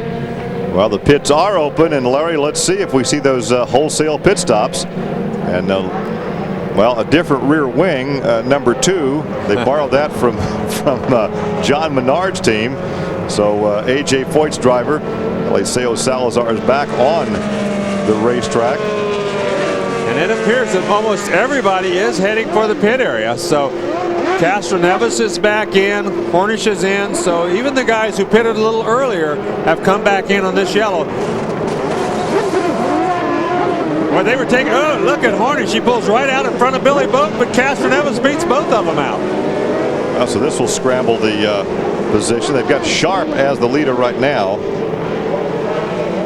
Well, Castro Neves, remember, didn't have to take as much fuel. That fuel flows at about 4 gallons per second, so he saved a couple of 3 seconds just because he didn't have to take on as much fuel. And so that's the reason he got in and out quicker than Hornish. Hornish had to take on almost a full load of fuel. Castro Neves took on a very several gallons less because he had pitted the last time out.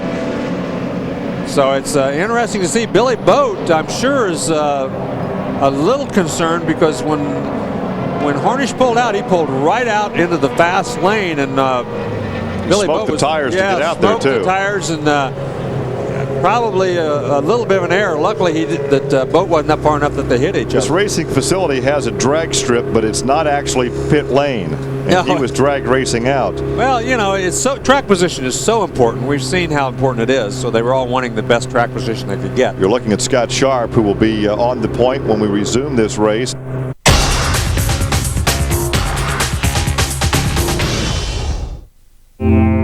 This, the great decision maker. Heads on one side, tails on the other. But flip a coin, do I choose golf or the football? Staying in or going out?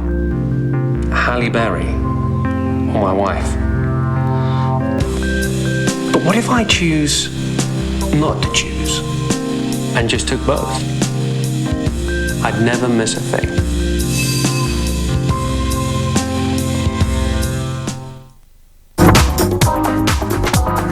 Does the car you're thinking of seat 7 and have room for luggage? Does it have a 6-speed gearbox for a responsive drive? And will it cost less than £16,000? Try the Seat Alhambra and compare it to the 7-seater you were going to buy. You know the feeling. Bills you can't clear, expensive credit card debts you can't pay. You could wait for a miracle to happen. But as a homeowner, there's a simple way to solve your problems. Hello, the mortgage lender. How can I help you? The mortgage lender specialises in remortgages for those of us who may have been turned down elsewhere. You could be accepted even if you have mortgage arrears, county court judgments, if you're self-employed or can't prove your income. With the mortgage lender, it's quick and easy to unlock the cash tied up in your home, clear your debts and enjoy peace of mind once more.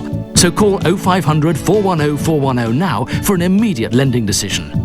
The Mortgage Lender. Call today for a brighter tomorrow. Is the interest rate on your credit card starting to take over your life?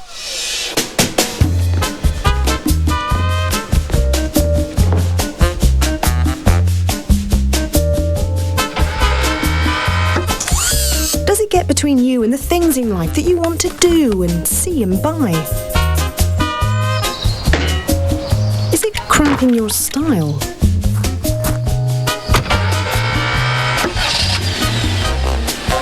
Well, help is at hand.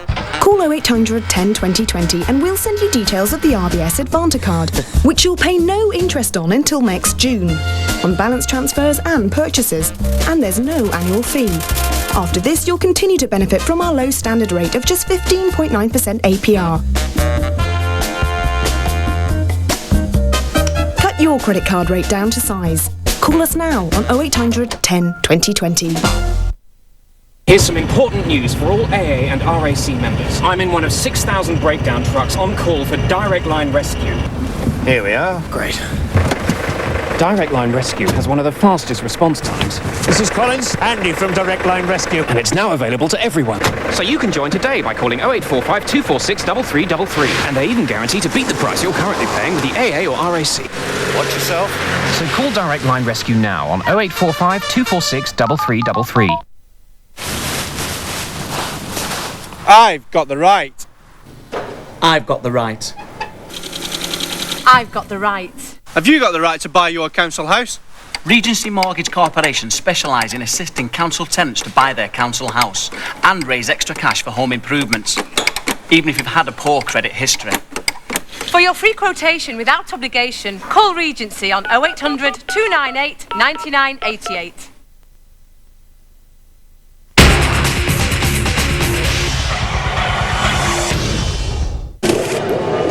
Welcome back to the closing stages of the Delphi Indy 300, coming to you from Chicagoland in the USA, live here on Sky Sports. The race just building up now to a very interesting conclusion. The last 40 laps or so, it's been event-packed all the way, and you can see one or two of the cars have taken the opportunity to just get everything sorted out in the pit lane while they've had the chance. Let's now cross back and see what's happening with Larry Rice and Gary Lee.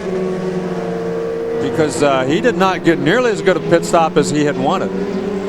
They'll cycle through now under the yellow. This should be a fairly brief yellow.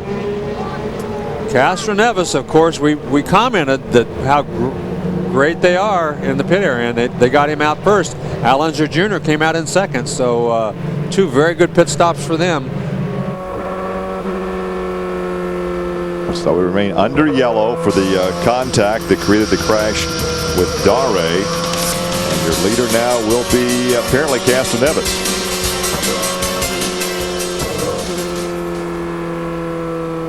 Well, just as we say, the leader should be Castroneves. So let's wait and see who did not go in the pits when they circle back around past the timing and scoring loop.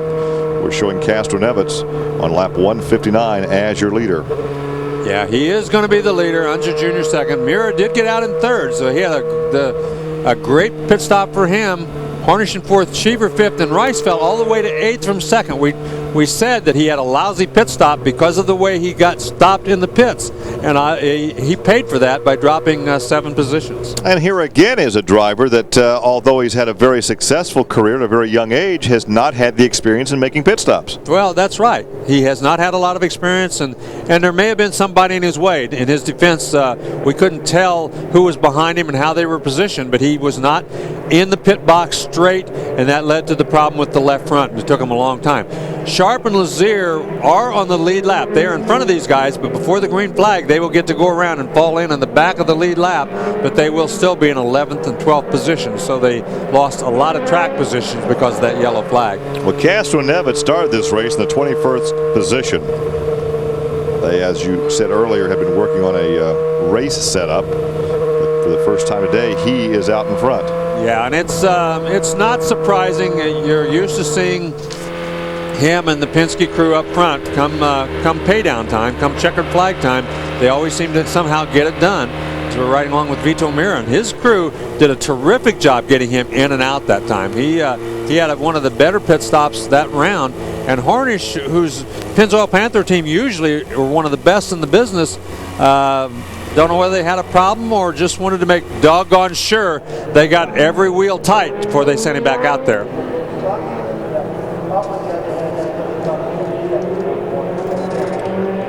"40 laps to go in our live coverage from Chicagoland Speedway, and there is a look at your leader. The first time he's been out in front today, Castroneves starting in 21st position, by far his worst starting position of the season. Before that, his worst was a 14th at California and a 13th at Indianapolis. And of course, he won the 13th position at Indy, his second Indianapolis 500 champion. Well, and you know, in that race, pit strategy and pit stops had a lot to do with him winning the race. And if he wins this race, I think he'll have to thank his crew a great deal for getting him in and out of the pits. Unser Jr. currently in second position.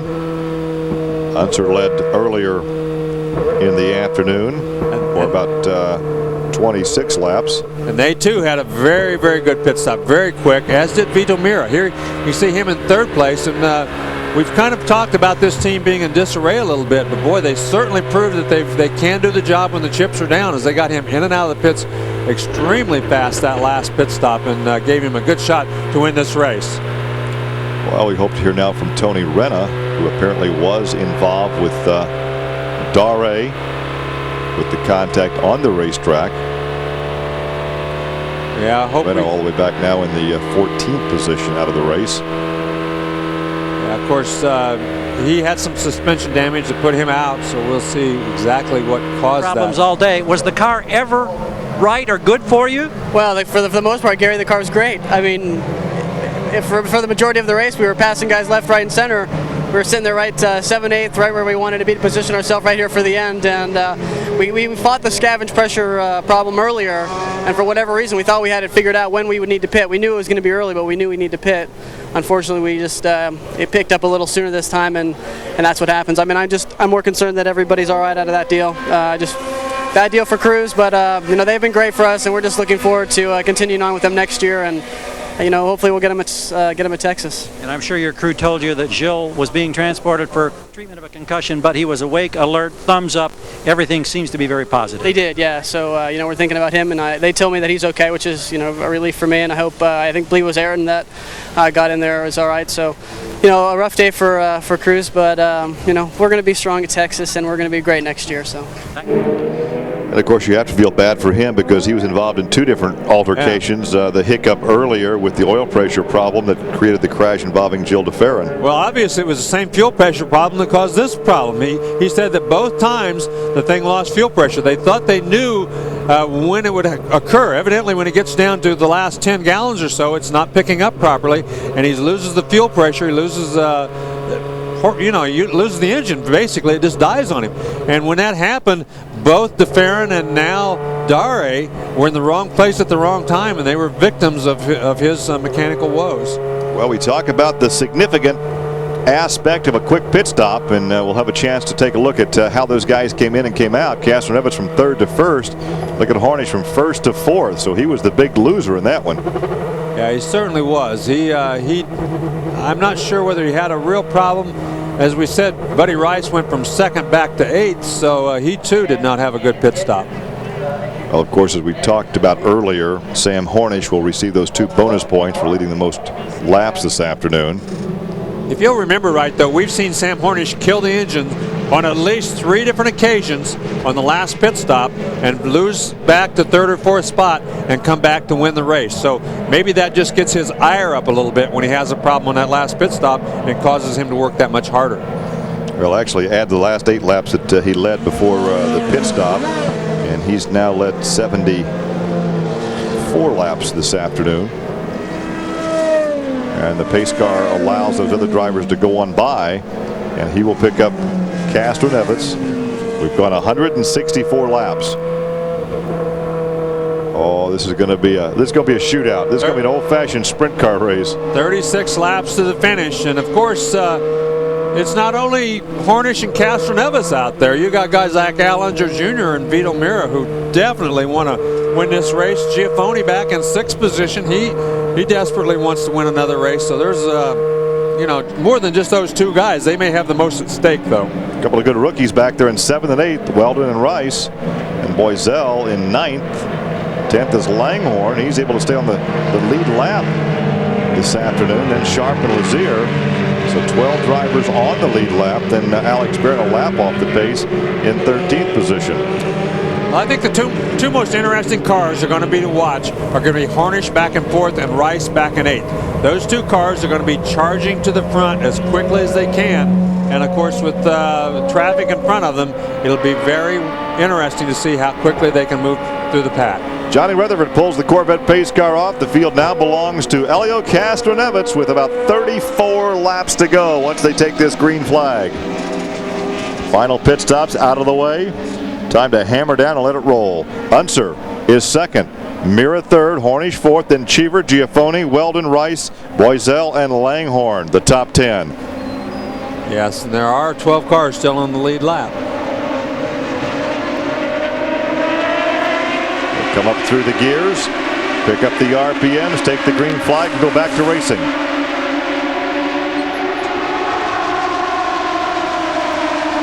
Well, it appears that everybody got a good, clean start. Nobody missed a shift.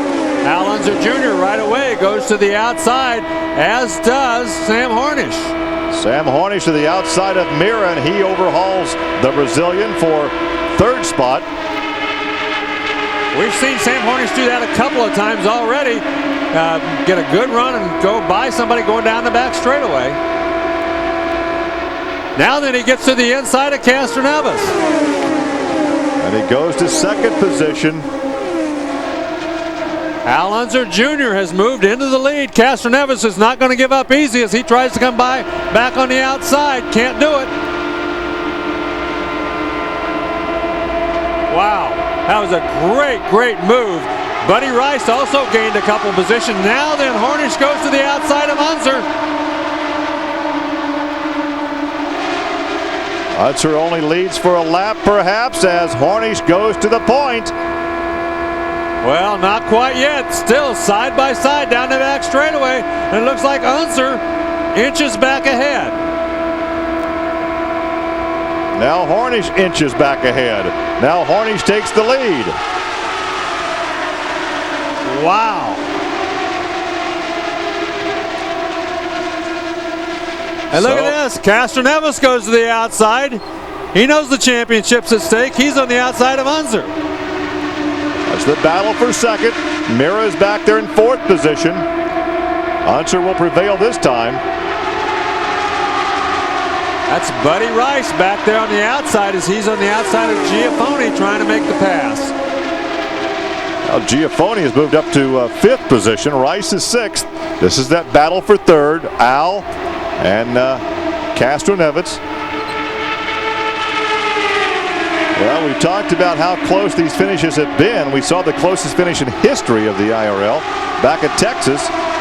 We look like we're in store for another close one here this afternoon. Al Jr. gets a great run. He gets that draft. He pulls alongside of Hornish going in through turn 2 down the back straightaway.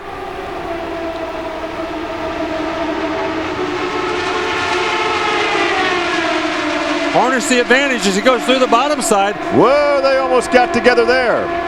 Oh. How close can you be at 220 mile an hour? Hornish looked like he was making some kind of a movement with his right hand there in the cockpit. You just got a glimpse of it from the onboard camera. Here comes Mira on the inside of Castroneves. And Mira has gotten around Elio Castroneves, and here comes the Hollywood number 21 car. So Castroneves on that restart was leading. Now he's back to fourth. And look at these cars back further. There were 3 abreast going down the front straightaway.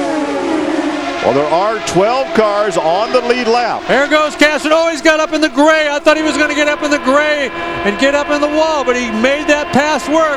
What a bold move by Castroneves. And here comes Giafone. Giafone still in this points hunt. Although if he were to win this race here today, it'd take the other guys dropping out of Texas for him to win the championship. Anything right along with happen. Little Al. Castroneves is third, Mira fourth, Giafone is fifth. Boiselle, hey, a great ride. Let's call a tip of the hat for the Bradley Motorsports team. Old Boiselle up there in sixth position. The first 11 cars, nose to tail.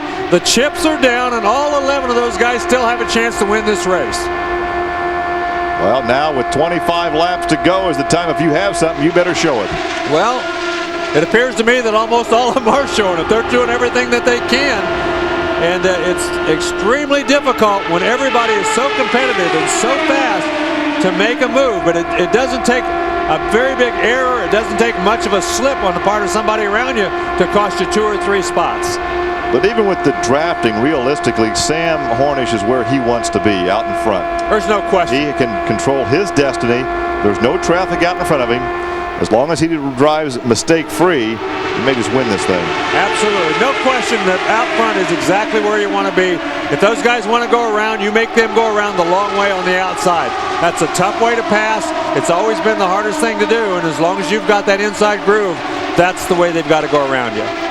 Top 4 right together in line, except with somebody breaking to the high side. Now let's move to the low side. Look at this. Al tried him high. Now he goes to the low side. Wow. And he may have the lead. He got that inside groove, which is what we thought that they would not give him. But look at this. Hornish does not give up. He says, if you're going to make me run out here, I'll race you out here on the outside. They actually gave Unser credit for leading lap 178. And look at Al. Look at Hornish, though. He gets such a great run off the corner and just keeps hanging on that outside groove. Look at Giafone. He's on the outside of Castroneves. Looks like they're coming around for the start of the race side by side. Exactly. A parade lap at 200 miles an hour. Now they gave Hornish credit for leading that last lap. So he leads lap 179 after Little Al led 178. And it looks like Little Al might lead 180. I don't know. Hornish gets a great run off the corner. Look at this. They're still stacked up 2 by 2. 2, 4, 6, 8, 10, 11 cars still running side by side. I can't hold my breath this long, Larry. This I'm not sure how they are. Very reminiscent of Texas a couple of years ago. They did exactly this thing for almost the whole race, and they've been doing it now for the last 5 or 6 laps. Look at Giafone. He looked like he wanted to make it 3 wide. Well, Giafone has moved to third around Castroneves. Lazier now, a good ride for Buddy. He's up in 5th position. Then Boiselle is 6th. Cheever is 7th. They're swapping the lead back and forth almost every lap. See, Giafone gets up there close enough to help him with the draft and help push him along, but then he lost a little ground the last time, and that's hurt Hornish a little bit. Well, here comes Giafone. Get on the outside.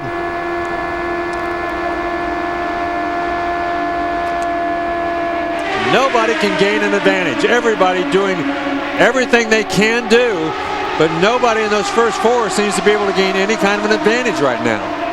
17 laps to go. Who led that lap? They're going to give it to Hornish. Now Al pulls out by a nose. Man, Al Hornish goes back around. Giafone has gotten around Castroneves. Only for a moment as Castroneves charges back down the front straightaway. About the only place that it looks like Hornish has the lead is at the start-finish line. Little Al on the inside, then regains the top spot. Then down the backstretch, there goes Hornish again. Well, Hornish, it's farther around the corner, so he loses a little ground going through the corners because of the distance. But down the front straightaway, he has a little more momentum, so he gains down the front straightaway. Now, who's going to lead this lap? Look at that, 3 abreast. Oh, almost contact back there with the, I think that was the 12 car Boiselle. Look at this 4 wide. Wow. Well, folks, you watch the action. We can't stay on top of all of it. Man, oh man. It's impossible to call all the action that you're seeing here this afternoon live from Chicagoland Speedway. We have seen this kind of action, though, virtually all season long. That car looks like Buddy Rice, and it has been for about the last 5 laps, but suddenly Eddie Cheever has come back from about 8th place up to the 5th place, and Buddy Rice went back to 7th. Now 14 laps to go. Look at Cheever. Look at the run he's got. Now Hornish back in front.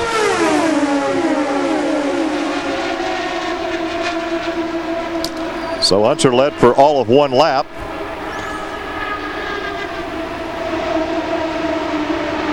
Unbelievable. Well, we thought Michigan was the best race we had called, but I don't know. This one's going to give Michigan a run for its money. Unbelievable. Castro Neves. Now then, Cheever has moved up into 4th place. He's gotten around Giafone.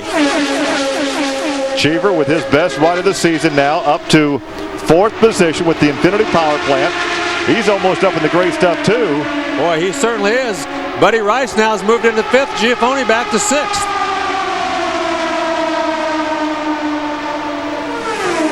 Look at this still. Now they're stacked up 2 by 2 by 2 at over 200 miles an hour. Giafone, and 10 laps to go, Larry. Giafone looked like he had lost it. Looked like he was way out of it. Now then all of a sudden he's right back in the middle. There's just not enough room to go to the outside of those 2 guys. There's no room to go 3 abreast on this track. Well, right now Castro Neves cannot afford to fall back any more positions because he's in 3rd. That would be a 15-point difference plus the 2 bonus points. That means Sam would pick up 17 points on Castro Neves. He trailed Castro Neves by 7. The top 5 points every position he loses. The top 10 cars all running nose to tail, swapping positions with each other on every lap. Those first 2 guys have been running side by side, so everybody else back there kind of swapping positions among themselves, trying to get up there and challenge them.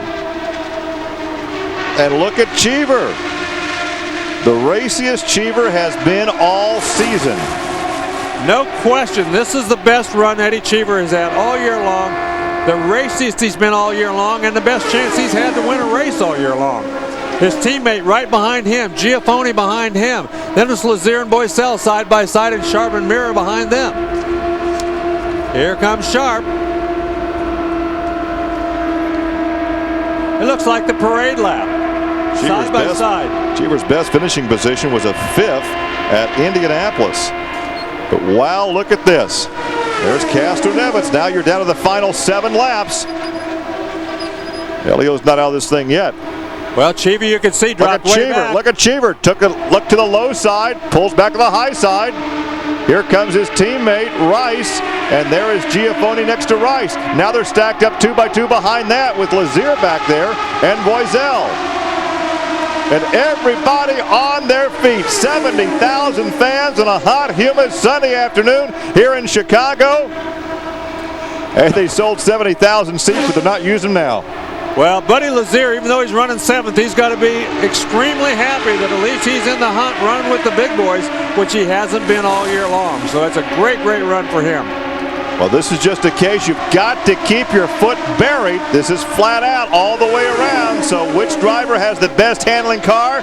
But look at this, still side by side, nose to tail, and they've got 5 laps to go. Your nerves are on edge right here. I mean, these guys are playing I mean, they're running so close at these kind of speeds. You know you can't afford to make a mistake, and you know the guy next to you can't afford to make a mistake. Look at Sharp. 3 wide. Sharp just made a pass clear on the outside. 4 laps to go. Hornish would love to clear Unser and get down in front of him. That's Lazier, who's moved up into 4th. He got somehow moved from back in 7th position up to 4th all of a sudden. So Buddy Lazier, very, very strong here near the end of the race. By far his best ride of the season. He's going to go for 3rd on the high side with 3 laps to go. There'll be 2 laps to go when they come down to the start-finish line. Look at this! Look at this! Cheever, where was he going?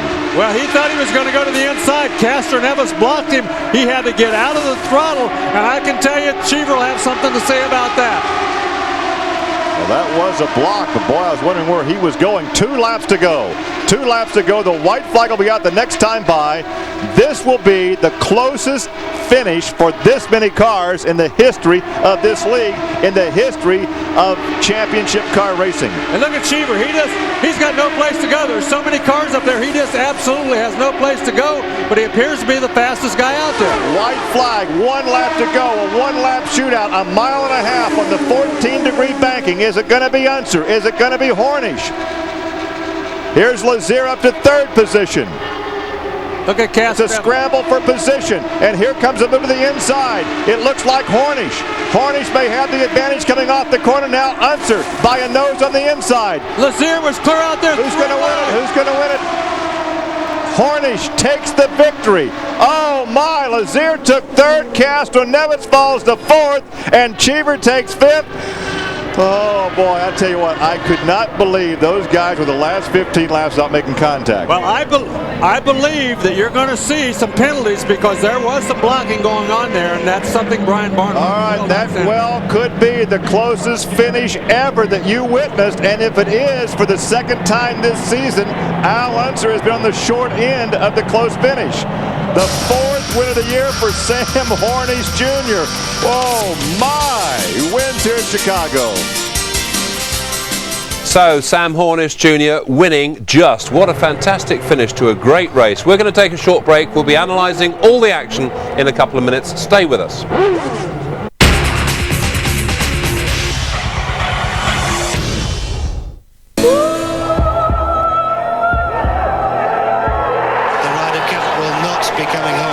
They say that time is a great healer. We all want to win so badly. No point in being on a losing team. Gotta go out there and win. Finally, the time has come. The 34th Ryder Cup, September 27th, live on Sky Sports 1. Would you like to pay off your credit cards and loans? Do you worry about how much you're paying out on your monthly bills? Then call Dial for a Loan now and you could dramatically reduce your monthly outgoings. If you're a homeowner, one new manageable loan could let you buy a car, improve your home, take a holiday, and clear those nagging debts. With Dial for a Loan, applying is easy. There are no interviews and no salesperson will call. Mrs. Dunwell phoned Dial for a Loan. She had outstanding debts of £19,000, paying out £641 a month. With one new consolidation loan, she now pays only £270 a month. Mr. Ward applied online. Dial for a Loan cleared his £14,000 debt problem, and he now only pays £239 a month. You'll get a quick decision, and advice is free. So why pay more? Call Dial for a Loan on 0800 043 0057. That's 0800 043 0057. Call now. Remember the 80s? You probably thought you were buying some really great things then. It all seemed such a good idea at the time, didn't it? Like when you bought your life insurance with your mortgage. But since 1987, life insurance rates have fallen by up to 40%. Think how much you could save by switching now. Just call Direct Line's Lifeline, 0845 605 0161. Don't be stuck in the past. Oi, Churchill! Yes? Do people realise just how much money they could save on car insurance? Mahoney? Do people realise just how much money... Oh, it's money. Come on, what are you all laughing at? Do people realise just how much money... You did have your tape on, didn't you? Well, that was all right, wasn't it? Right, I think that went well. Very funny. See how much you could save. Give the dog a phone on 0800 200 300. That's 0800 200 300 now. Hello. When you want a personal loan, you can just go to your bank. But why not see if it's easier, faster and cheaper to call Lombard Direct on 0800 2 15000. Your rate is based on your circumstances and loan amount. Our typical rate is just 8.4% APR. For an unsecured personal loan of up to £25,000, call Lombard Direct on 0800 2 15000 or apply online. When Derek Andrews' lorry got stuck, an accident whilst towing caused severe injuries to his hand. He called the National Accident Helpline. Within 24 hours, we arranged for him to meet a local specialist solicitor. Derek received £22,000 compensation. If you've had an accident in the last 3 years at work or on the road, find out free if you can make a no-win, no-fee claim. Call the National Accident Helpline now on 0800 328 6000.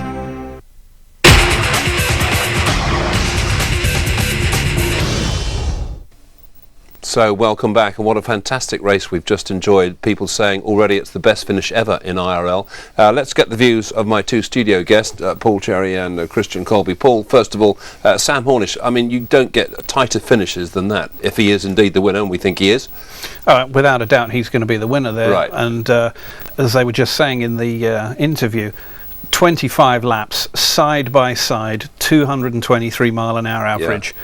That's serious work. Yeah, and these guys have worked so hard because these are long, tough races, and to race like that so tight at the end of the race, superb. Now, as I've said before, these races are maximum endurance for your body, really are, with the G-forces and everything. And at the end of the day, these guys, right at the last part, have to work so hard. You have to think hard. You're physically drained. Yeah. And they were able to do it and gave us such a finish. Christian, let's get your thoughts about your friend Dan Weldon. He's had a top 10 finish. It's been a wonderful debut for him. What a performance. Yeah, it was fantastic. At the end, he managed to hold on to the lead group. I know, knowing Dan, he's going to be disappointed, finishing up in 10th position. He was just sticking with them, but maybe he was getting a bit tired towards the end. You know, he's never had a race of over 100 laps, never mind going into 200 laps. But I mean, what a race. It's just brilliant. Yeah. Terrific. Right, well, more to come still, but right now let's cross back to the track. We can hear from our race winner. Tell me about those last, what was it, 20 laps? You guys looked like you were running side by side. At least 20 laps. The fastest way around is to push another car around, but it's real hard to pass when you got two cars side by side. So I guess, Al wanted to straighten up, and then I wanted to straighten up, and then we just ran side by side because nobody can pass you when you're running side by side.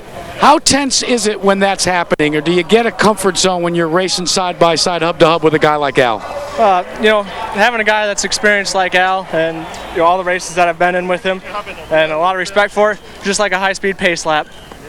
The point standings now get even tighter. You get 2 points, you get the points for winning. You come out of here with as many possible points as you can get. Thank you. The Pennzoil Panther team, they worked hard all weekend. They're awesome.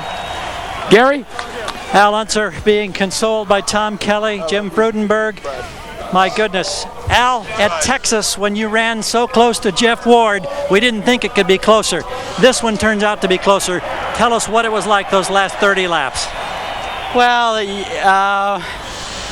it was a heck of a race. What can I say? I mean, I was trying to time it to where we would be ahead by a nose, and a couple times I tried that if he pulled me a little extra down the backstretch, then I could get into 3, and then I would cross the line first, and we were trying to make that happen. He did it.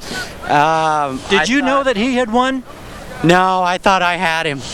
I mean, that's how close it was. I thought I had him because, I planned it just right, and I thought we were ahead by nose, but 24 ten-thousandths of a second. Oh, we'll see you in Texas. And that represents .002. 0:02, I think, was the number we were missing there, but never mind, it was a fantastic finish. Paul, in terms of the championship, that was the best possible result for Sam. Without a doubt, he got a win, and he got two people in between him and Elio. Elio was leading it, but obviously he scored some points back now. So we're going to have a real nail-biter at Texas in a week's time. Yeah, and just on the credit side for Dan Weldon, I mentioned it a moment ago with Christian, I mean, it has been a great performance for the rookie. Oh, without a doubt. He came into it 10th, qualified 7th, ran in the top 10 the whole race, had one pit stop where he clearly had a problem. Maybe he stalled it. We didn't get to see that, but his times dropped down, and he fought his way back up from 18th. Yeah. So, no, impressive. And all in all, not a bad race. We've had plenty of action, plenty of incident, all sorts of things happening throughout the race. It was certainly hard work for the first half of the race with all the yellows, but it was good, yes. Now, this finish, let's go back once again. Let's turn the clock back about 4 laps or so, because this was just sensational stuff. You had a pack here of, 10 or 11 cars, and they are, as we said earlier, doing speeds of 220 odd miles an hour within inches of each other, Christian. They have to have so much trust, not only in their machinery, but each other. Yeah, I mean, like you've seen in the pictures, they're running inches apart and running so close, and you really just trust the person, that he's not going to make a mistake and he's going to give you the room. Those last few laps, Lacia, you see just sitting on the outside behind Hornish there, and I was really urging, egging him on, trying to say, okay, try 3 wide, it's your one chance, you're not going to get by otherwise.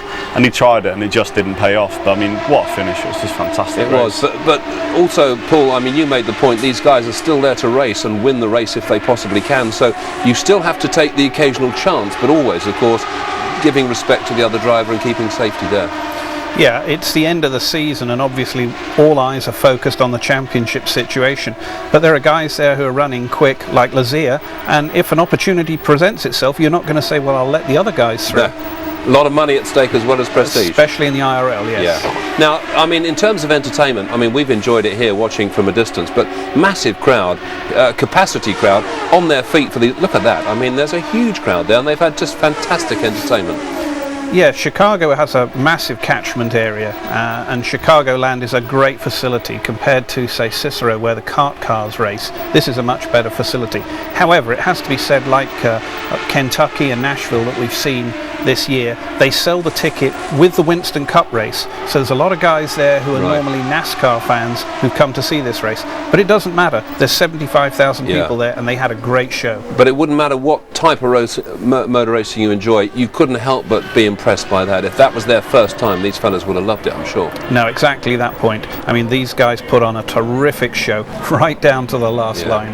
And in terms of the Formula overall, I mean, there have been all sorts of problems, of course, in where it is now, but everything now sort of settled. I mean, it's well established, all those problems behind this IRL?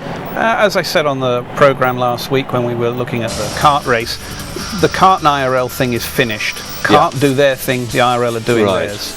The IRL now have drawn more manufacturers into the series and are on a fairly good expansion program.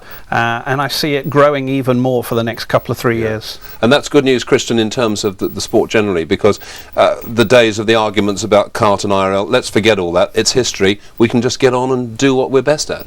Yeah, I mean, IRL proved a great account for themselves today. It's just a fantastic racing. But I mean, it's difficult when you have 2 first-class single-seater racing series competing neck against each other, like the kart and the IRL, and both are fantastic spectacles to go and watch. Yeah. And in terms of, from your perspective, you're seeing the likes of Dan Weldon doing so well out there. Ultimately, this is the sort of thing, it must be great for a young driver to think, I'd love to have a go at that. I mean, there's huge prestige, massive money. Yeah, I mean, the money is obviously secondary. Every driver will tell you that.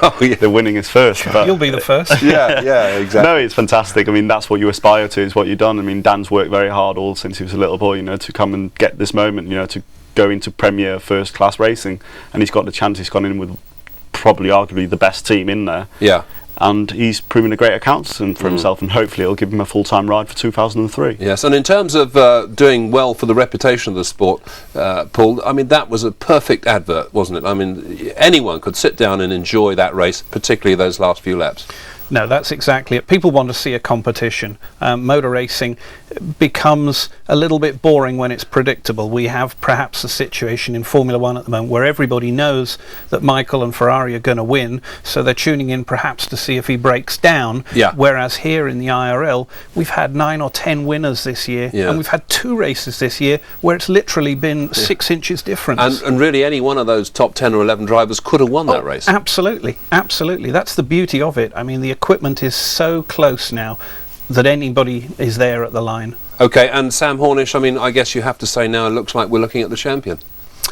Well, still a race to go. I know, and but with the IRL point system, there's a lot of points. He needs a Duff pit stop, a bit of bad luck, and he's out of it. But having said that, I'm sure Penske will be disappointed to have only taken a 4th place here with 1 car. Yes, but I mean, mentally, physically, he must be in the perfect shape to go into that final race. For him personally, yes, he's going to wake up tomorrow morning and he knows what he's got to do. Right. He's got to be second, right behind somebody, but with Elio definitely nowhere near him. And Kristen, he'll be focusing all throughout the days leading up to that final race, just thinking what he's got to do and just homing in on that. Well, yeah, I think he is, but obviously he's just going to go in and say, hey, you know, Chicago this weekend was a great weekend. I got a pole, I was the fastest guy out there, and I was going to say comfortable, but obviously it wasn't. But I mean, he led the majority of the laps out there.